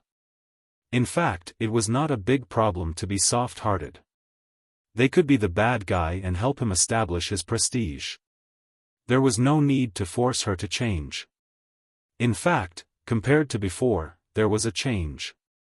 At least, the scope of her soft-hearted target was narrowing. However, after the previous incident, Li Hongyuan still had some things to do. He still hoped that his wife could stand on her own. However, when he thought about it, his wife seemed to be doing well without him. So, he was the source of her weakness? This understanding made the living hell happy and unhappy. As a man, his self-esteem would probably be greatly satisfied if his wife relied on him. This was also what Li Hongyuan had devoted his life to in this life, to hold up the sky for her, to protect her, and to make sure that she would not have to worry about anything. However, Jingwan's situation was like she could take care of herself, but he blocked her and blocked her brilliance. Tsk, he wanted to raise her to the highest position. In the beginning, he was like a mascot. He only wanted to give her the best and let her live well. However, as he got to know her more and more, he realized that this was actually a waste of God's gift. In her heart, she would not be willing to be a vase. In comparison, others only saw her as his vassal. In fact, he preferred to be closely connected by people and history books. In this way, it was not enough to just protect her under his wings. In this way, no matter how much she did, others would not see it as her merit. Therefore, although his heart ached, he still wanted to force her. It was not that he had not forced her before, but it was very gentle. After that, it was often left unsettled and the effect was limited. Now that he had the opportunity, and it happened to be someone by her side, he naturally wanted to make good use of it. Wan, I won't force you. It's okay, I'll take care of everything. Li Hongyuan said softly. However, Jingwan, who had her eyes closed, did not see Li Hongyuan's extremely cold expression and even the cold look in his eyes. He knew that he was her weakness. As long as it was related to him, other people and things had to be put aside. It had to be said that Li Hongyuan had been scheming against Jingwan from the beginning. Sure enough, after waiting for a while, Li Hongyuan got the answer he wanted. Take her away and flog her to death. Li Hongyuan smiled. Even if the others wanted to plead for Qingju, they did not dare to speak when they saw Li Hongyuan's expression. No matter how he treated Jingwan, in their eyes, he was still the most terrifying existence. One look, one expression, could make people tremble in fear. Thank you, Your Highness. I'll take my leave now. Qingju kowtowed 3 times to Jingwan. There was no resentment in her eyes. Instead, she was calmer than ever. She was a sinner. At the end, she could use her life to establish the dignity of the princess, which could be regarded as a little atonement. Jingwan did not open her eyes and did not look at Qingju for the last time. Li Hongyuan stroked Jingwan's back again and again to calm her down. Jingwan's mood was naturally not good after that. She was a little tired. Jingwan did not react for a moment, but Nanny Gong and the others noticed something strange. The prince doted on the princess to the core and did not do everything for her. Suddenly, he acted so ruthlessly. There must be a purpose. And this purpose was roughly guessed when Li Hongyuan looked at the map after Jingwan fell asleep in the afternoon. They did not dare to believe it. However, when they thought about it, it seemed that this was something their master would do. When he just ascended the throne, he personally led the army and let the empress be the regent. When this happened, the reaction of the court officials was still unknown. With such a monarch, the officials would probably be alternating between relief and headache at any time. The banquet in the palace was still going on. Usually, it would last until the middle of the afternoon. Whether they knew it or not, the emotions on their faces might not be real. In a palace banquet, this group of people would always be the best actors. As for those who were not good at acting, they were basically invisible.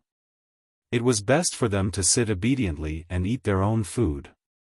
Although Luo Peishan asked for leave, everyone knew that it was just an excuse.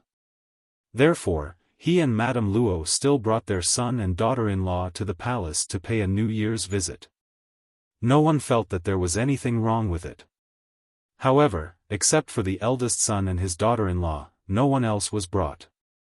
However, even though it was the New Year, there were still people who did not stop. For no reason, they would bring Li Hongyuan out for a walk to stimulate Lu Qingdi's traumatized heart. Lu Qingdi's secret edict to Li Suyan had not been sent back. He only knew that the bastard was getting closer and closer to the capital. On the surface, he did not follow the edict. His unhurried speed made Lu Qingdi on the verge of exploding. And some people who were against Li Hongyuan only thought that their plan to stop him was successful. According to the news, Li Hongyuan would need at least 3 or 4 days to return. This time was enough.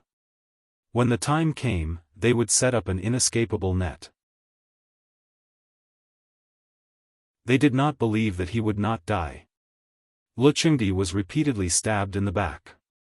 It was difficult to get rid of his anger. He drank a lot of wine. This time, he drank a lot. He went to the side hall of Qianshan Hall to rest. Because there were people with ulterior motives, they naturally followed to serve him. And there were more than one such person. After a few words, more people joined in. Then, the concubines did not want to be outdone. Even if their children were still young, they all wanted to make their presence known in front of Luchengdi. Thus, intentionally or unintentionally, the royal family gathered in one place, while the court officials gathered in another. Everyone wanted to get closer to Luchengdi. Luchengdi only felt his ears buzzing, which made his head hurt even more. "All of you, shut up." In the side hall, everyone immediately quieted down. They looked at Luchengdi with some fear. "Your Majesty, please don't be angry. We are just worried about your Majesty's dragon body." Noble consort Su sat on the side and said softly. However, Luchengdi would not be comforted by such words. His eyes were cold, full of hostility and depression. "Worried about my dragon body? You can't wait for me to die. Your Majesty, how can you say that? You are the Emperor, the father, and the husband. You are our sky, our everything." Noble consort Su's tone was still unchanged. But if one looked carefully, they would find that she did not really care about what she said. Moreover, she sat upright and had no intention of getting close to Luchengdi. Was this how a concubine should appease the emperor? However, regardless of whether this was true or not, it still gave Luchengdi some comfort. In his opinion, noble consort Su's words couldn't be more correct. He was their everything.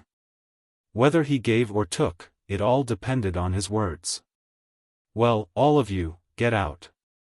No one is allowed to come near without my permission." Luchengdi waved his hand impatiently. Many people hesitated, but still moved out. However, there were also people who sat as still as Mount Tai. "I think it's better for you to stay here," Prince Kong suddenly said. Luchengdi shot a sharp look at him. "Bastard, how dare you disobey me?" "Father, what are you talking about?" "However, in the past, when I was obedient, you still scolded me and didn't give me any face. I'm an adult now and I have my dignity and face. Therefore, I've had enough of those things in the past. Today, since Imperial Father said to disobey, then I'll disobey for once."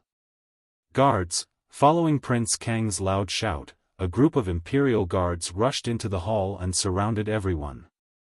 Every entrance and exit was tightly blocked, and the weapons in their hands were clearly pointed at them. If the people still didn't realize what was going on, then they were really idiots. As several palace servants were killed, screams rose one after another.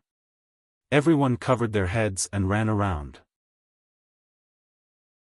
Prince Kong snatched a knife and chopped down at the two younger brothers nearby. "If you don't want to die, shut up for this prince." Prince Kong, who was still a gentleman a moment ago, showed his true colors now.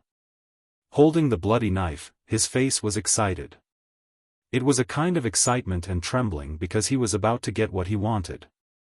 In the blink of an eye, 2 more people died, but no one dared to make a sound. Luchengdi trembled with anger. He pointed at Prince Kong. You unfilial son, how dare you try to usurp the throne?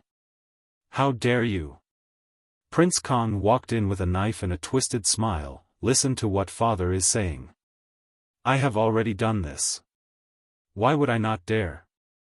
As he spoke, he raised the knife and approached Luchengdi little by little. "In fact, I didn't want to come to this, but I was forced by father. You supported the other brothers, praised them, and belittled me. Everything the others did was right, but everything I did was wrong. Especially Li Hongyuan. He was obviously an unfilial bastard, but you still held him in the palm of your hand. However, it turned out that he was the most insidious and cunning one. No matter how much you spoiled him, he didn't take you seriously. But rest assured, father, I will share your burden and punish him well. Lu Chengdi trembled even more. On the one hand, he was angry.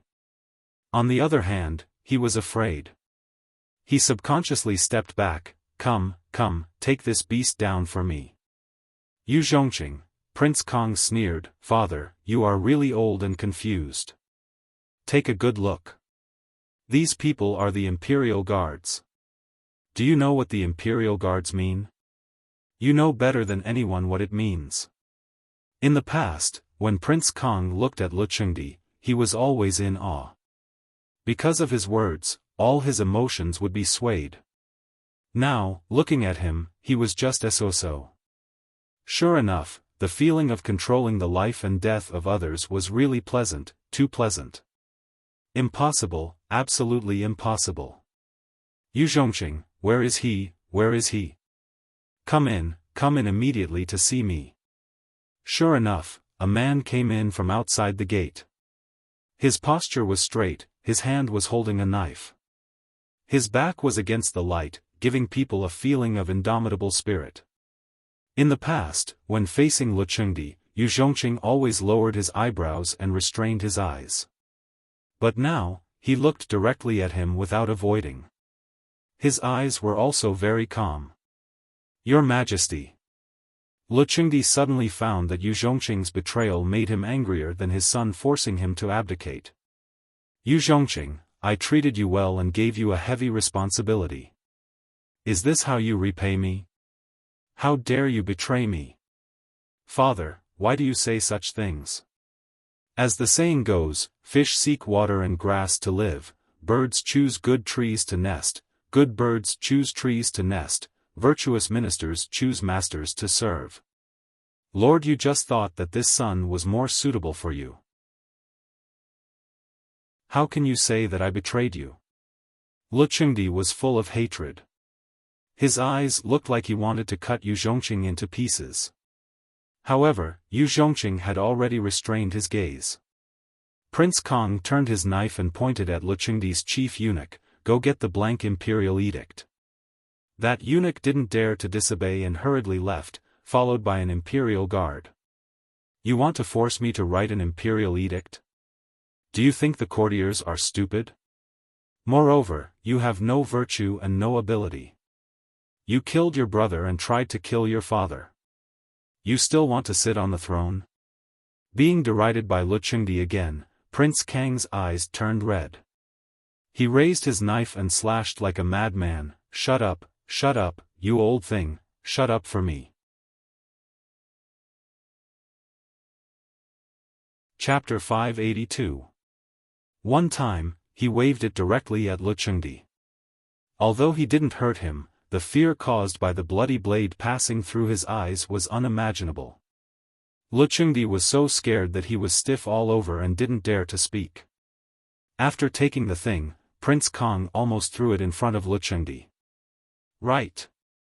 The biggest setback in Lu Chengdi's life was probably the imperial noble consort. The rest of his life was basically smooth sailing. Being threatened like this, he was naturally unwilling to be angry. He gritted his teeth and clenched his fists. His temples bulged and the veins on the back of his hands jumped. He glared at Prince Kong. Father, are you really not going to thank me? If so, don't blame me for being ruthless. He walked toward his younger brothers with the saber. Just now, he had already killed 2 of them. If he killed another one, even if he killed all his brothers, no one would find it strange. Therefore, he subconsciously wanted to hide. However, even if he could hide from Prince Kong, he could not hide from the many imperial guards. However, one of them was still calm and sat there. He was Li Hongming, Prince Rui. As Prince Kang's number 1 opponent, Prince Kang's first target was naturally him. He walked up to him, put the saber directly on his neck, and looked down at him condescendingly. Prince Kong was once fiercely suppressed by Prince Rui, which even made him feel breathless. He knew very well that some of the officials who were secretly loyal to him didn't think he was qualified to be an emperor. They assisted him only because of benefits. They praised Li Hongming more. But so what? Now, he was still at his mercy. That kind of pleasure was no less than when he confronted Lu Qingdi directly. Li Hongming, you probably didn't expect this day to come. Prince Rui looked at him and slightly moved his eyes away. He saw that Yu Zhongqing had quietly walked over and this good brother didn't notice at all. Prince Rui sneered in his heart and pretended to be calm on the surface.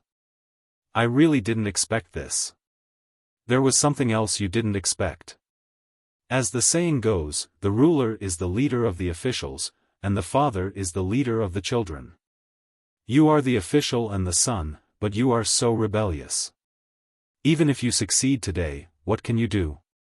With such immorality, even if you ascend the throne, how long can you sit on it? Li Hongming, don't be so righteous. Don't say that you don't want it. After so many years of fighting, who doesn't know who doesn't? This prince admits that this prince wants the throne, but this prince only wants to prove to Imperial Father that this prince is the most suitable candidate. If Imperial Father gives it to him, he will accept it. If he doesn't give it to him, he will have no complaints. Your disgraceful behavior, humph. Even at death's door, you still have this hypocritical face. Who are you putting on this act for? Prince Kong pressed the knife in his hand on Prince Rui's shoulder and cut a hole. He didn't have the patience to continue talking nonsense with this defeated opponent, so he turned to Lu Qingdi. Father, if you don't write, then I can only send my younger brothers away first. When I'm the only one left, can you pass the throne to an outsider? Lu Qingdi's eyes were filled with hatred. Then he met Li Hongming's clear eyes, and his heart inexplicably ached. He trembled as he picked up the pen. In the end, he couldn't watch his eldest son kill his other sons, and he didn't want to die, so he could only choose to compromise. Noble consort Su looked at the Empress. The Empress raised a good son. He really resembles his mother. Knowing what happened today, even if the Empress was sick, she wouldn't be absent. She had been holding on. I can't compare with noble consort. Ever since the Empress fell ill, she didn't have the energy to meddle in Prince Kang's affairs. Whenever she thought about it more, the dosage of the medicine would increase. The weakness of her body also obliterated her ambition. Her last extravagant hope was probably the position of Empress Dowager. At least she would die a decent death. However, at this moment, compared with the son she looked down on, she was not so excited. She even felt a little uneasy. Not to mention other things, this Lady Su was really too calm. But this didn't seem like the appearance of a fish on the chopping block. The Empress's eyes fell on Yu Zhongqing. This commander of the Imperial Guards was also a little unusual. When she saw Yu Zhongqing quickly draw his knife, block the knife in her stupid son's hand from bottom to top, and put the knife on her son's neck, she knew that she didn't have time to remind him. However, even if she said it, it wouldn't change anything. She gave up. Even if there were other arrangements, she didn't think it would work. Looking at noble consort Su, she said, "See, in fact, I can't compare with noble consort." Compared to the Empress who accepted reality at the first moment, most of the others were stunned. Prince Kong, who was flaunting his power just now, became a fish on the chopping block in the blink of an eye. Wasn't this turn of events a little too fast? After being stunned for a moment, Prince Kong quickly turned into anger. He was a little stupid, but it didn't mean he was completely brainless. How could he not know the current situation? Yu Zhongqing, you dare to betray this prince. How dare you, how dare you? These words were very similar to what the emperor said before. Eldest imperial brother, save your strength. Prince Rui touched his neck, then looked at his fingers. They were stained with blood, but he knew the injury wasn't serious. He waved his hand and didn't care. He slowly straightened his sleeves and stood up, what betrayal. Official Yu has only been loyal to Imperial Father from beginning to end. He only knew that you wanted to rebel and extort a confession, so he beat you at your own game and put on such a good show with this prince. It sounded so good, but who would believe it? In essence, wasn't he the same as Li Hongyi? Prince Kong was so angry that his face turned black. He thought he had a card up his sleeve, but unexpectedly, something went wrong at this juncture. In his opinion, there was a problem at the place where there should be no problem at all. Prince Kong was furious and unwilling to give up. He struggled desperately, but how could his little strength be compared with Yu Zhongqing, the commander of the Imperial Guards? Unable to break free, he cursed loudly without the slightest elegance.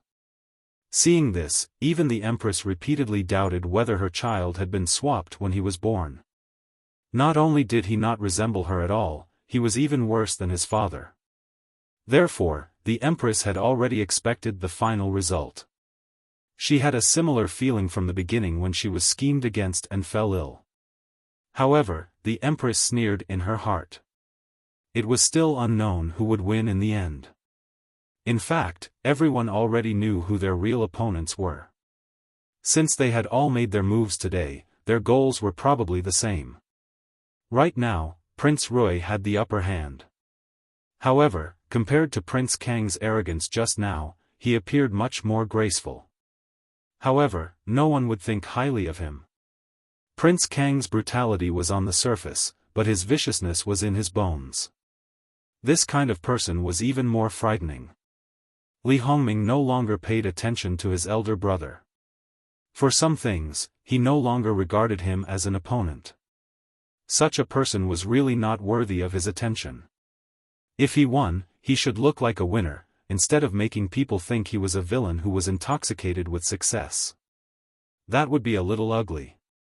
He walked calmly to Luchengdi, squatted down beside him, and gently held Luchengdi's arm as if he wanted to straighten his posture. "Father, it's my fault for frightening you." Then, he picked up the pen that fell from his hand because of the shock and put it in Luchengdi's hand. "But father, forgive me for being rude. As the saying goes, a country can't be without a ruler for a day. For the prosperity of the country and the stability of the imperial court, we should appoint a crown prince as soon as possible. Father, why don't you write an edict to appoint a crown prince today? No matter who you appoint, I will fully support your decision." It would be a problem to believe him. Luchengdi tilted his head and looked at him. Although there was no knife on his neck, he felt no better than when he was almost chopped by his eldest son. He was even more frightened to the bone. He could still scold his eldest son, but now he couldn't speak. "What's wrong? Father, do you think there's something wrong with what I said?" Prince Rui continued to speak softly and pretended to be polite. "You see, if father had appointed a crown prince as soon as possible, we wouldn't have to scheme against each other all day, right? However, it's not too late now. No matter who imperial father chooses as the crown prince, I believe that the other brothers will not disobey imperial father's decision. They will do their best to assist the crown prince and make our Qiyuan dynasty more prosperous." Li Hongming looked at the other brothers. "Don't you think so?" The swords of the imperial guards were still pointed at them. How could they dare to say no? Except for a few, the others hurriedly expressed their opinions and agreed with Li Hongming. "Father, you see, we all think so. We brothers have always treated each other with respect. Even if there are some small conflicts, we won't take it seriously. After all, we are all blood-related. In this world, there is no one who is closer to us than us, isn't there? So, father, why are you still hesitating?" Prince Rui held Luchengdi's hand that was holding the pen. You are very good. Really, really good. Luchengdi said with a trembling voice. "Thank you for your praise, father. I will work hard in the future and do better. I won't let you down." Prince Rui smiled gently and elegantly, looking very gentlemanly. It was rare to see someone as hypocritical and shameless as him. Luchengdi began to write the imperial edict with a trembling voice. It was good to give the throne to such a son. Anyway, in terms of ability, he was the best among all his sons. Although he had some flaws in his temperament, it was no big deal when he became the emperor. Even if he was hypocritical for the sake of reputation, he could still do something good for the world. Luchengdi thought sarcastically. Prince Rui watched as Luchengdi finished each word with a smile. After confirming that it was him, the smile in his eyes became more genuine. When the last word was finished, Prince Rui took the imperial jade seal. Luchengdi didn't hesitate any longer. When he stamped, he did it neatly. "Father, you trust me. I won't let you down." "But, father, what should we do with eldest brother?" Luchengdi glanced at him. At this point, he had completely calmed down. He said indifferently, he rebelled against his superiors and killed his brothers. He was stripped of his title and demoted to a commoner. He was imprisoned and would not be pardoned. "I will listen to you, father." Prince Rui was very obedient. "Father, when will the imperial edict be issued and announced to the world?" Luchengdi rolled up the imperial edict and threw it to the chief eunuch beside him. "Go and announce it immediately. In addition, I am a little tired recently. I order the crown prince to supervise the country." Prince Rui was very satisfied with his father's tactfulness and cooperation. "Your Majesty, you have been working hard these days. You should have a good rest." Noble consort Su said softly. Luchengdi glanced at her with an extremely sharp gaze. However, at this moment, imperial concubine Su didn't take it seriously at all. Perhaps because everything had been settled, she seemed to be in good spirits. There was more color on her face, and her illness had subsided. She seemed to be several years younger. After the eunuch left, Prince Rui clapped his hands again. A group of palace maids came in with trays with 4 wine cups on each tray. "In the future, I will need more help from my younger brothers. Once again, I will toast to you all." At his signal, each of Luchengdi's sons and grandsons was given a cup. The imperial guards hadn't withdrawn yet, so they didn't dare to refuse. However, all the children who were older had a share. It would be strange if there was no problem with this thing. Li Hongming also had a cup. He picked it up and said, "Cheers." He drank it directly. The others hesitated and trembled, not daring to drink. "Third prince, as the future crown prince, you must be open-minded and care for the world. You must love and care for your younger brothers and nephews." Luchengdi emphasized every word. "I will remember father's lesson." Prince Rui smiled. "Please." He listened and agreed, but didn't take it seriously. The princes looked at each other. They didn't know what was wrong with the wine, but he probably wouldn't kill them.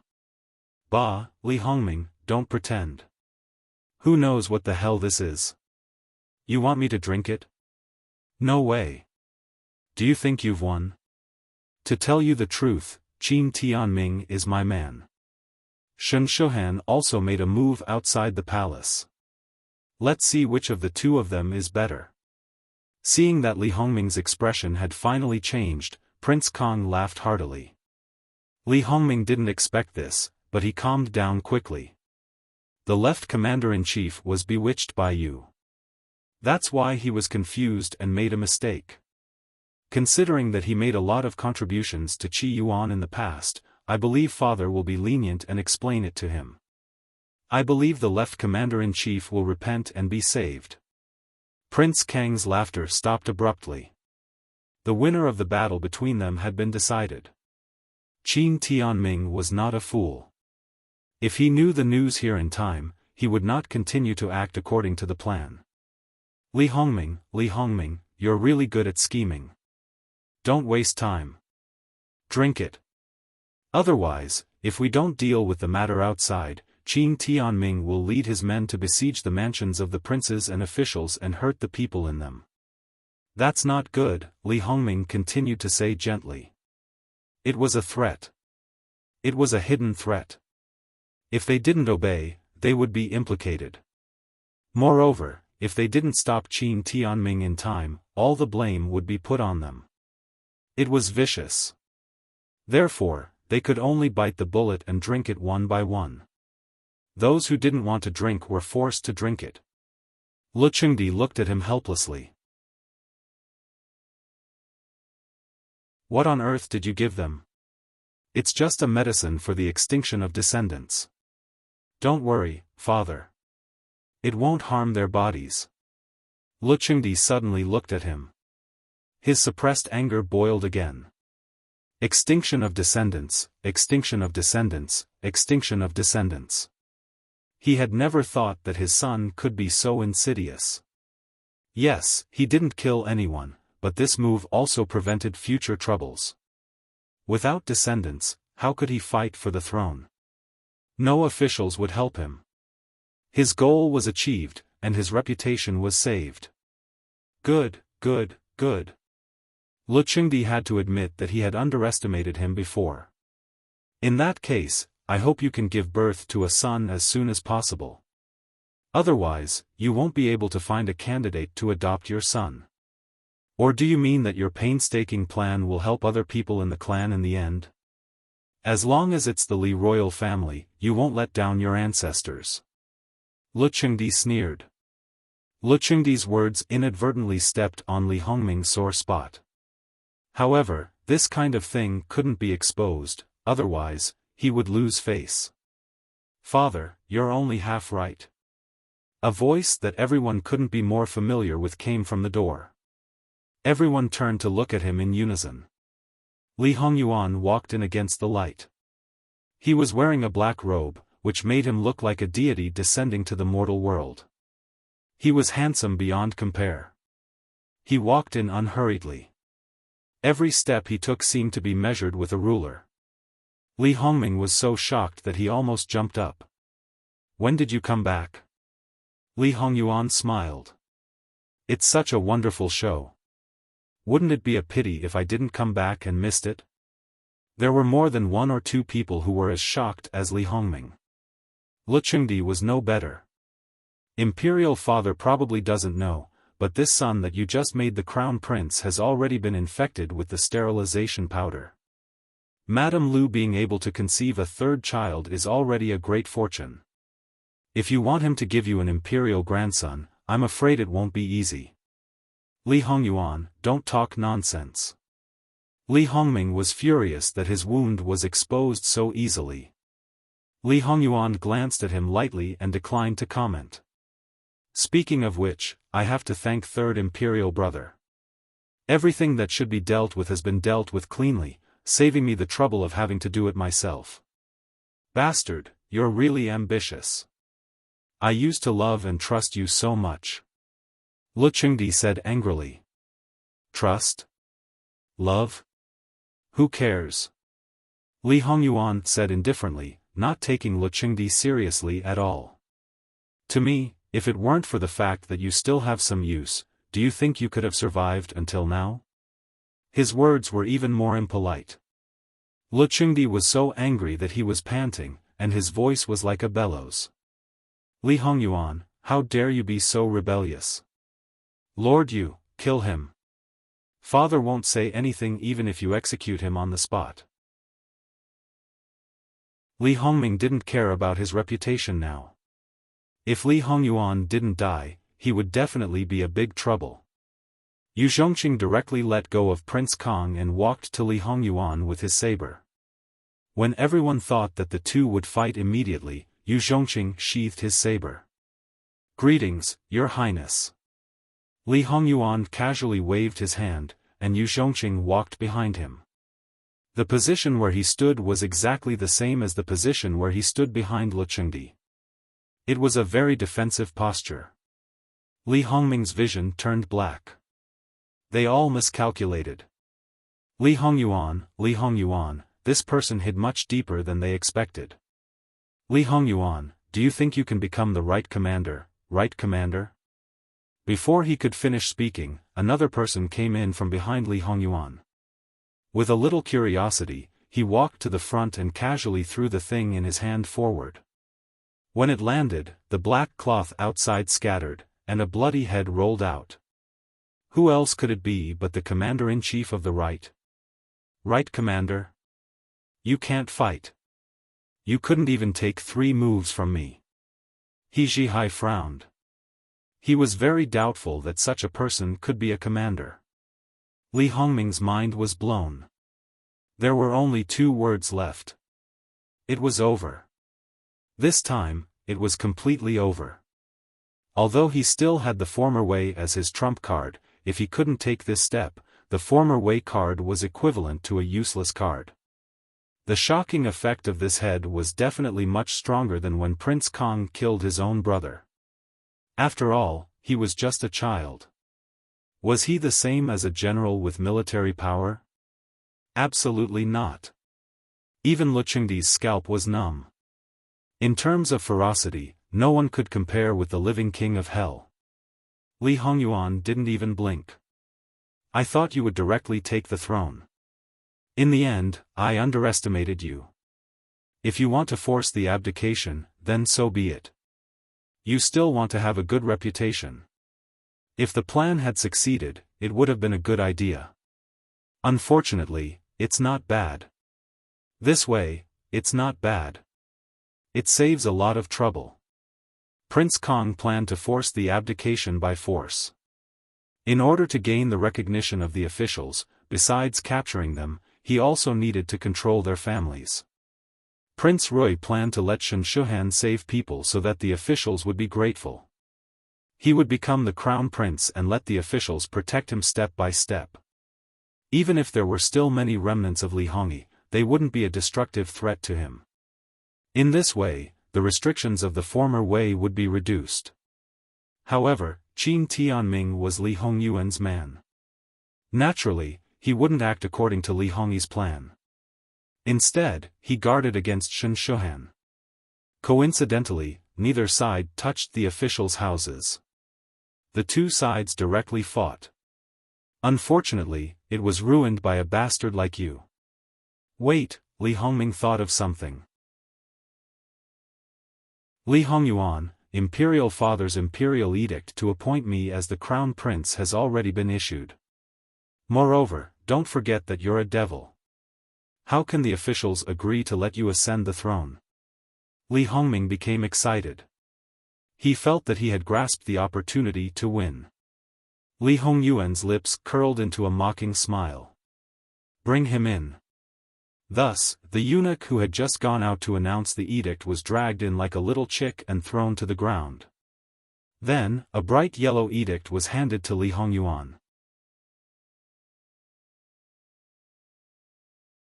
Chapter 583.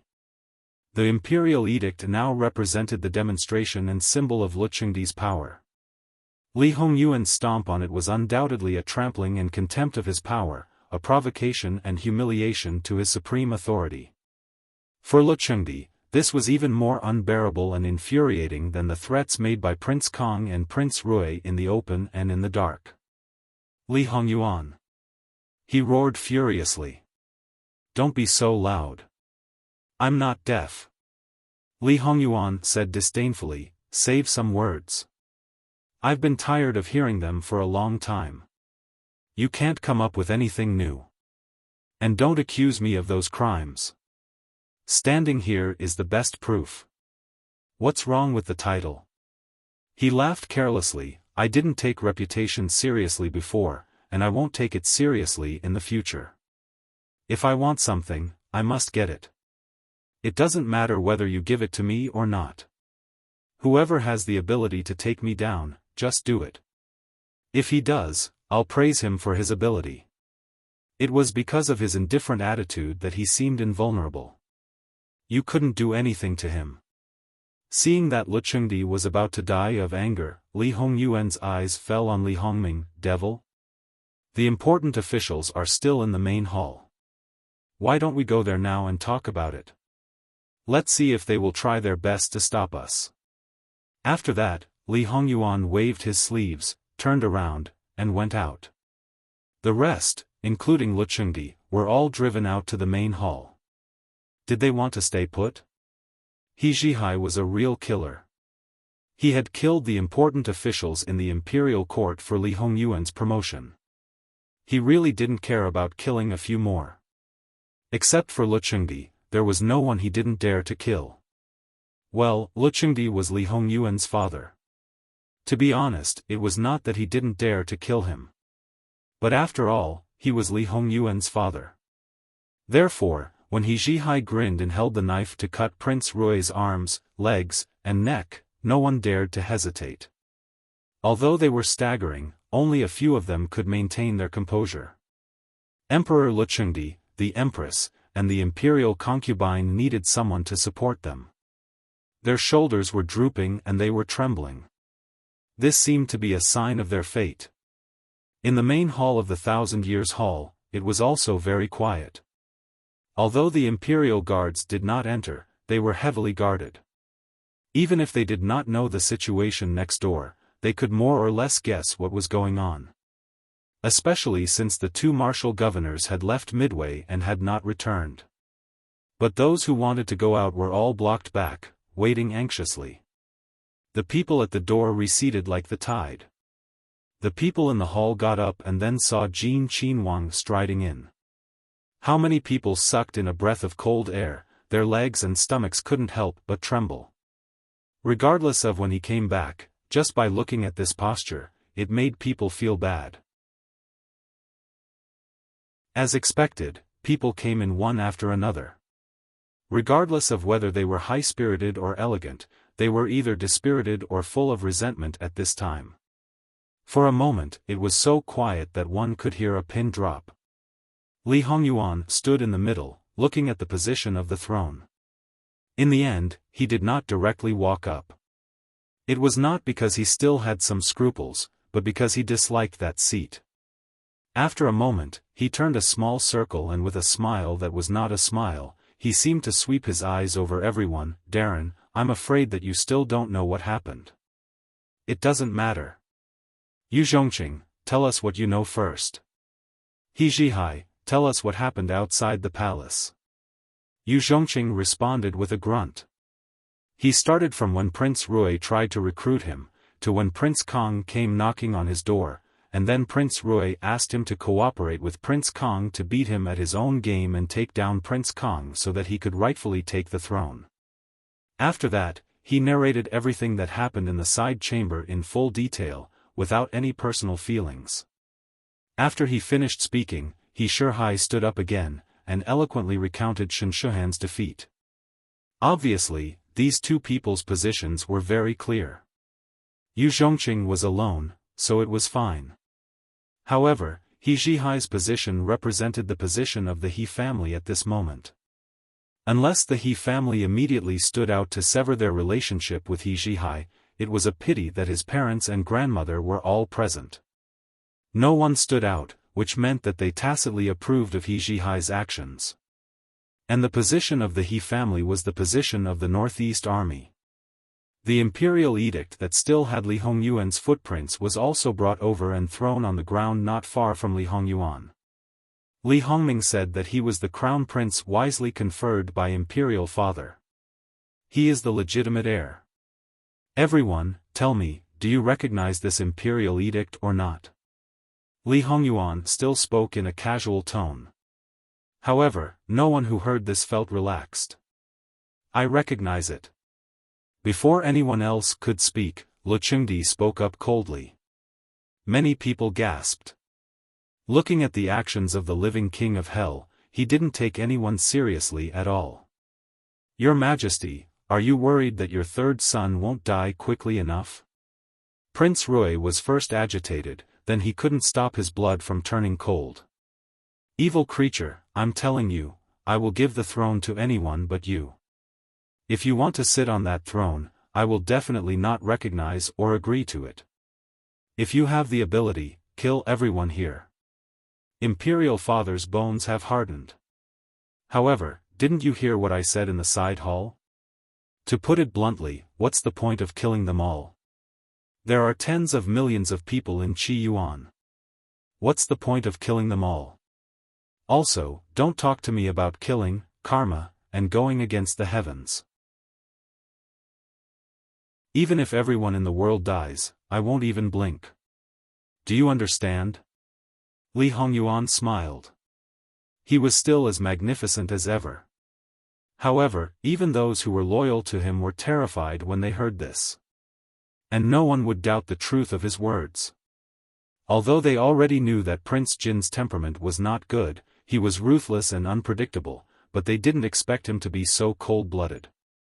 It wouldn't be an exaggeration to say that he was devoid of humanity. Such a person, what else could tie him down and restrain him? Kinship, filial piety, loyalty, they were all nonsense to him. He wasn't afraid of anyone and didn't judge him. Evil creature, with your temperament, who would work for you? What can you do when you become a loner? Luchengdi's voice was cold and hateful. This official pledges to serve Wang Ye with my life, to be the sharp blade in Wang Ye's hand. I will follow Jun's orders. As a fanboy, He Zhihai didn't say anything and immediately knelt down on one knee to express his loyalty.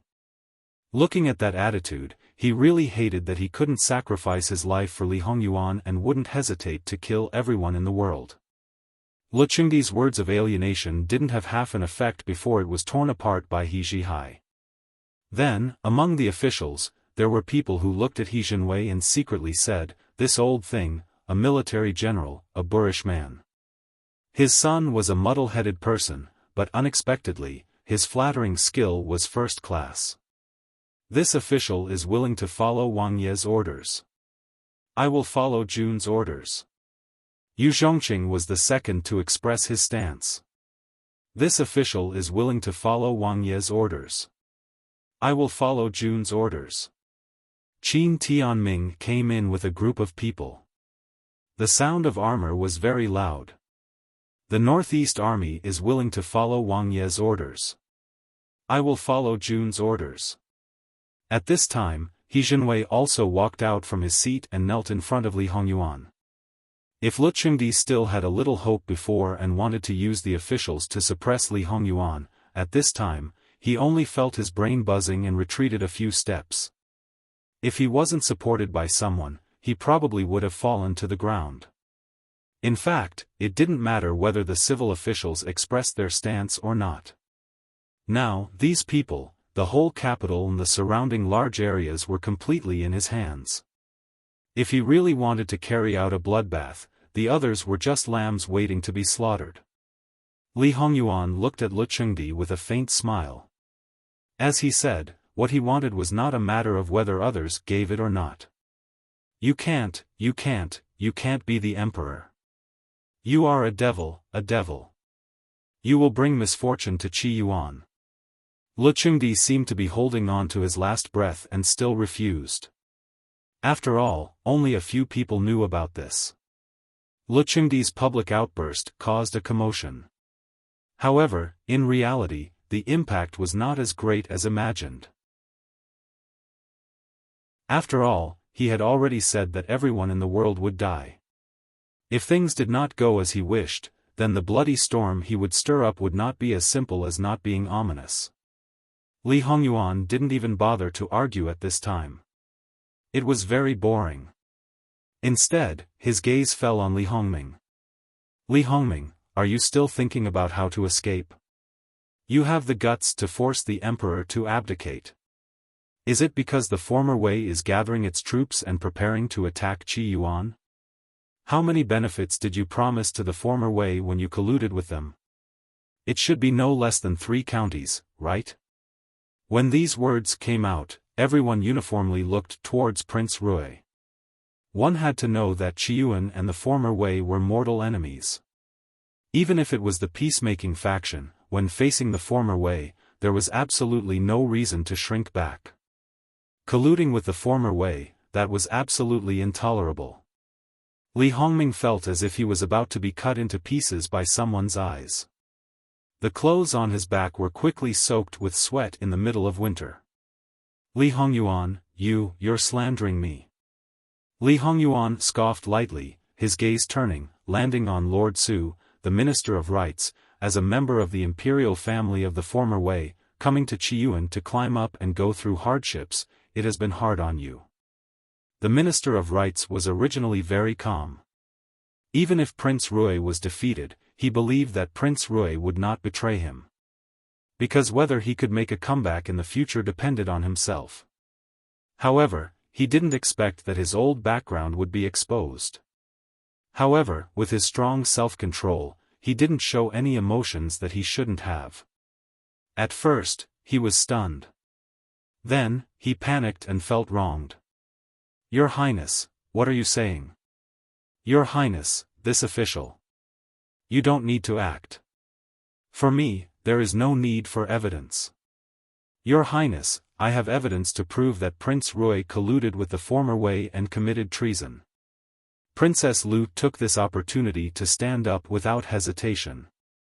She didn't hesitate at all and directly knelt in front of Li Hongyuan. Originally, as Li Hongyuan's sister-in-law, she didn't need to be so courteous. Her actions only showed that she already regarded Li Hongyuan as the monarch. Prince Rui's eyes were red with anger. He pounced on her as if he wanted to strangle her to death. However, he was kicked aside by He Zhihai. Lucier, don't talk nonsense here. Get out of here, Prince Rui roared sternly. In fact, his actions proved that he was indeed colluding with the former Wei. Otherwise, no matter how well he usually pretended, he wouldn't have lost his composure like this. Lucier was unmoved. Her face was very calm. She took out the evidence she mentioned. It was enough to show that she was prepared and cautious enough. There were a few letters. They weren't just from Lord Su. There were also letters from the former Wei Emperor. Li Hongyuan casually opened them and took a look. These letters weren't originals. He knew that it was good enough that Lucier could see the letters. If she tried to steal the originals, she probably would have died without a burial place. Where are the originals? Are they still here? Replying to Your Highness, they should still be here. Li Hongming has always been suspicious and cautious. He wouldn't easily burn such important things. There should be a secret compartment in his study. Li Hongyuan nodded slightly. He didn't need evidence. He only needed to see some information. Therefore, it didn't matter whether the originals were here or not. What do you want? I only ask that Your Highness spare my 3 daughters. They are girls and won't be a threat to Your Highness. Since she saw through it, this was all she asked. Yes, Your Highness. Whether Princess Lu was sincere or not, she was not a person like Ruan Fangfei. She was born and raised in Qiyuan. Everything she cared about was in Qiyuan. Therefore, she couldn't cause any trouble. Li Hongyuan didn't mind letting her go. After all, he wasn't a murderous maniac. Thank you, Your Highness. After getting what she wanted, Consort Lu felt relaxed. Even if she was a woman who betrayed her husband and would be condemned by everyone, she didn't care at all. Everyone looked at Princess Lu and had different opinions. As the saying went, the husband should be the wife's leader. As the husband, he should be the wife's everything. A woman who stabbed her husband in the back would be scolded badly. However, as women, especially mothers, they could understand her behavior. Therefore, they just sighed in their hearts and didn't say anything. However, when they looked at Li Hongming, they felt that he was unlucky. The first time he was stabbed in the back by the woman he slept with, he was demoted to a commoner. This second time, he would probably be killed. Li Hongyuan still didn't let Lu Chengdi go. He looked at him with a smile and said, "This is the crown prince you admit. He betrayed the country. From these letters, we know that he promised 4 counties of the former Wei kingdom, millions of taels of silver, and many other rare treasures. If he really got his way, the power of Qiyuan would be reduced by at least 30% in a short time. Will the former Wei kingdom give up? Will the southern Qi kingdom not take the opportunity to rob? The Xiongnu were beaten so badly that they are waiting for a chance to take them back. The day when the Qi Yuan will be divided is not far away. Lu Chengdi trembled. He couldn't even lift his hand. Finally, he couldn't stand it anymore. He spat out a mouthful of blood. Then, he blacked out completely. Once he fell, he would never have the chance to get up again. Your Majesty. There were many people who were worried about him. However, after taking 2 steps forward, they paused. To be honest, once an old man lost his supreme power, he had nothing left. No one would revolve around him anymore. Everyone was looking at Li Hongyuan now. They would act according to his mood. Li Hongyuan was still indifferent. Send Imperial Father back to his chamber and call for the Imperial Physician. In addition, take Li Hongyi and Li Hongming into the prison and deal with them when Imperial Father wakes up. Detain the relevant family members in the residence and wait for their punishment. The concubines and concubines in the harem are to return to their respective palaces. If Imperial Father is well, naturally everyone is well. If something happens, someone will have to be buried with him. As for the people who participated in the forced abdication, they will be thoroughly investigated by the blackguard.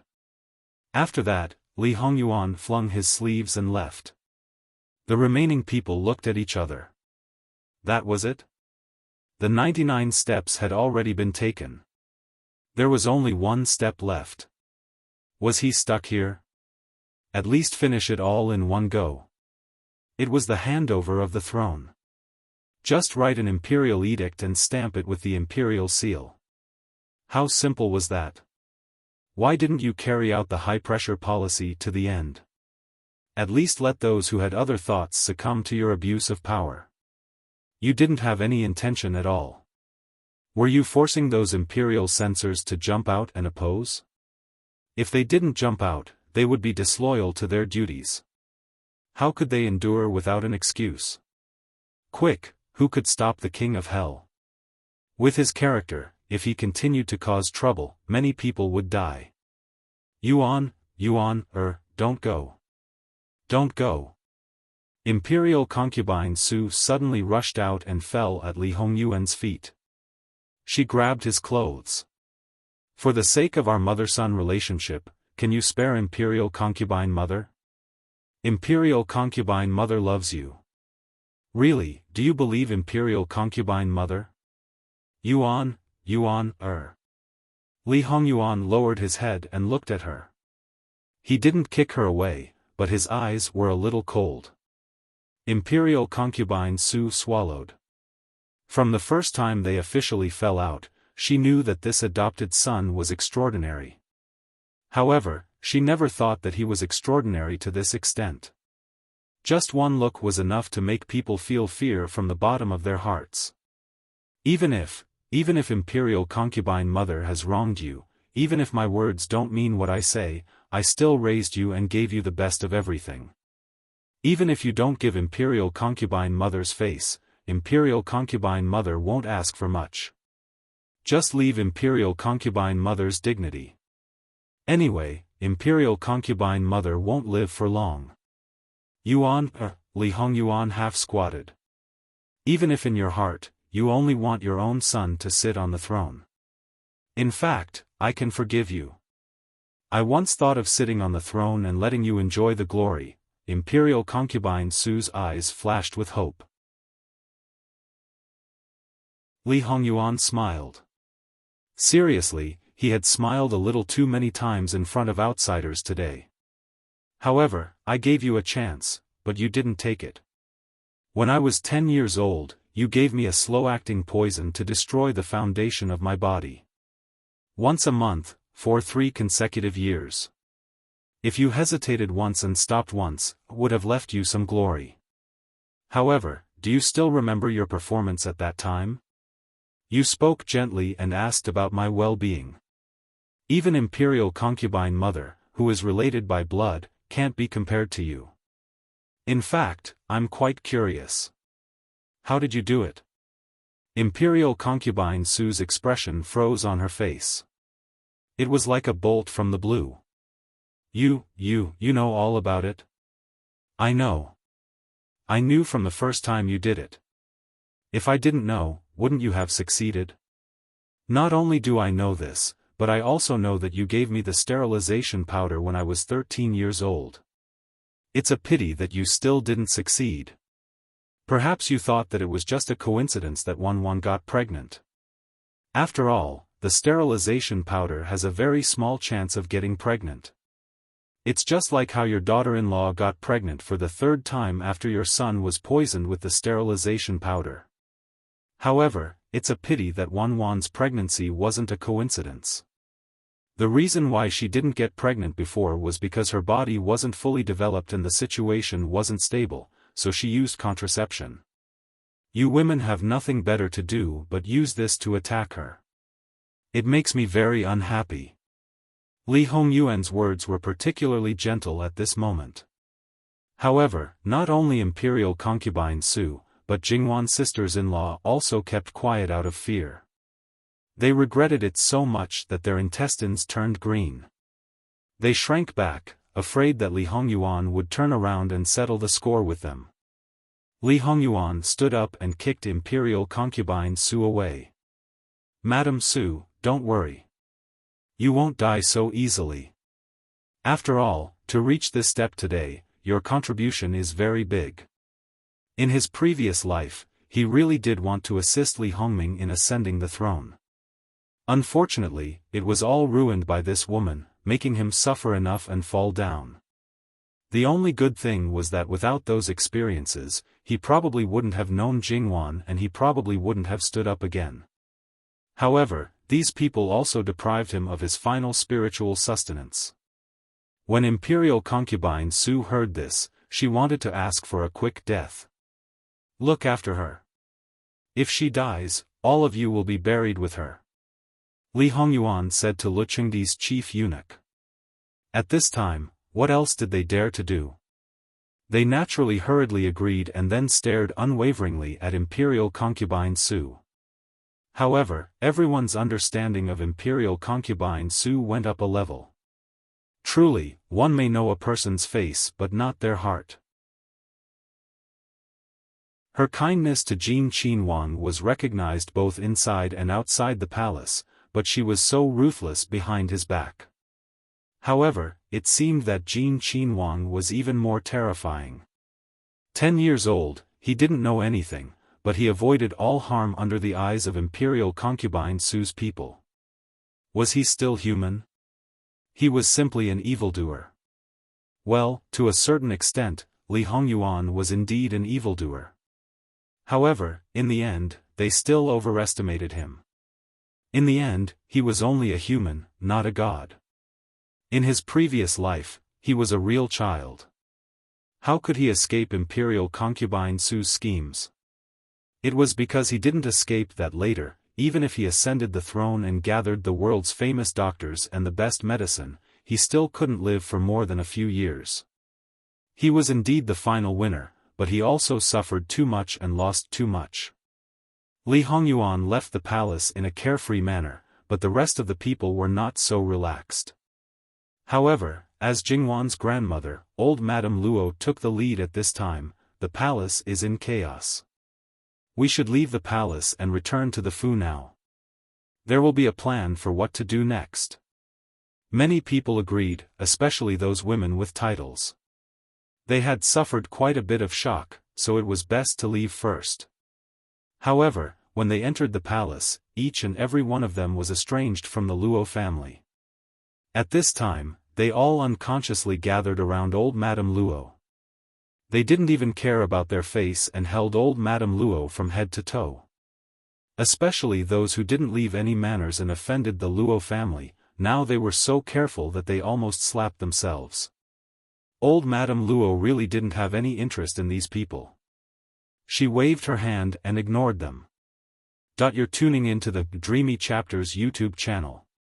We're so grateful for your support, and don't forget to subscribe to join us on this incredible journey through captivating stories. Your generosity through donations truly makes a world of difference, as it's the primary source of revenue that allows me to expand and enhance this channel for you. Thank you from the bottom of my heart for being a part of this adventure.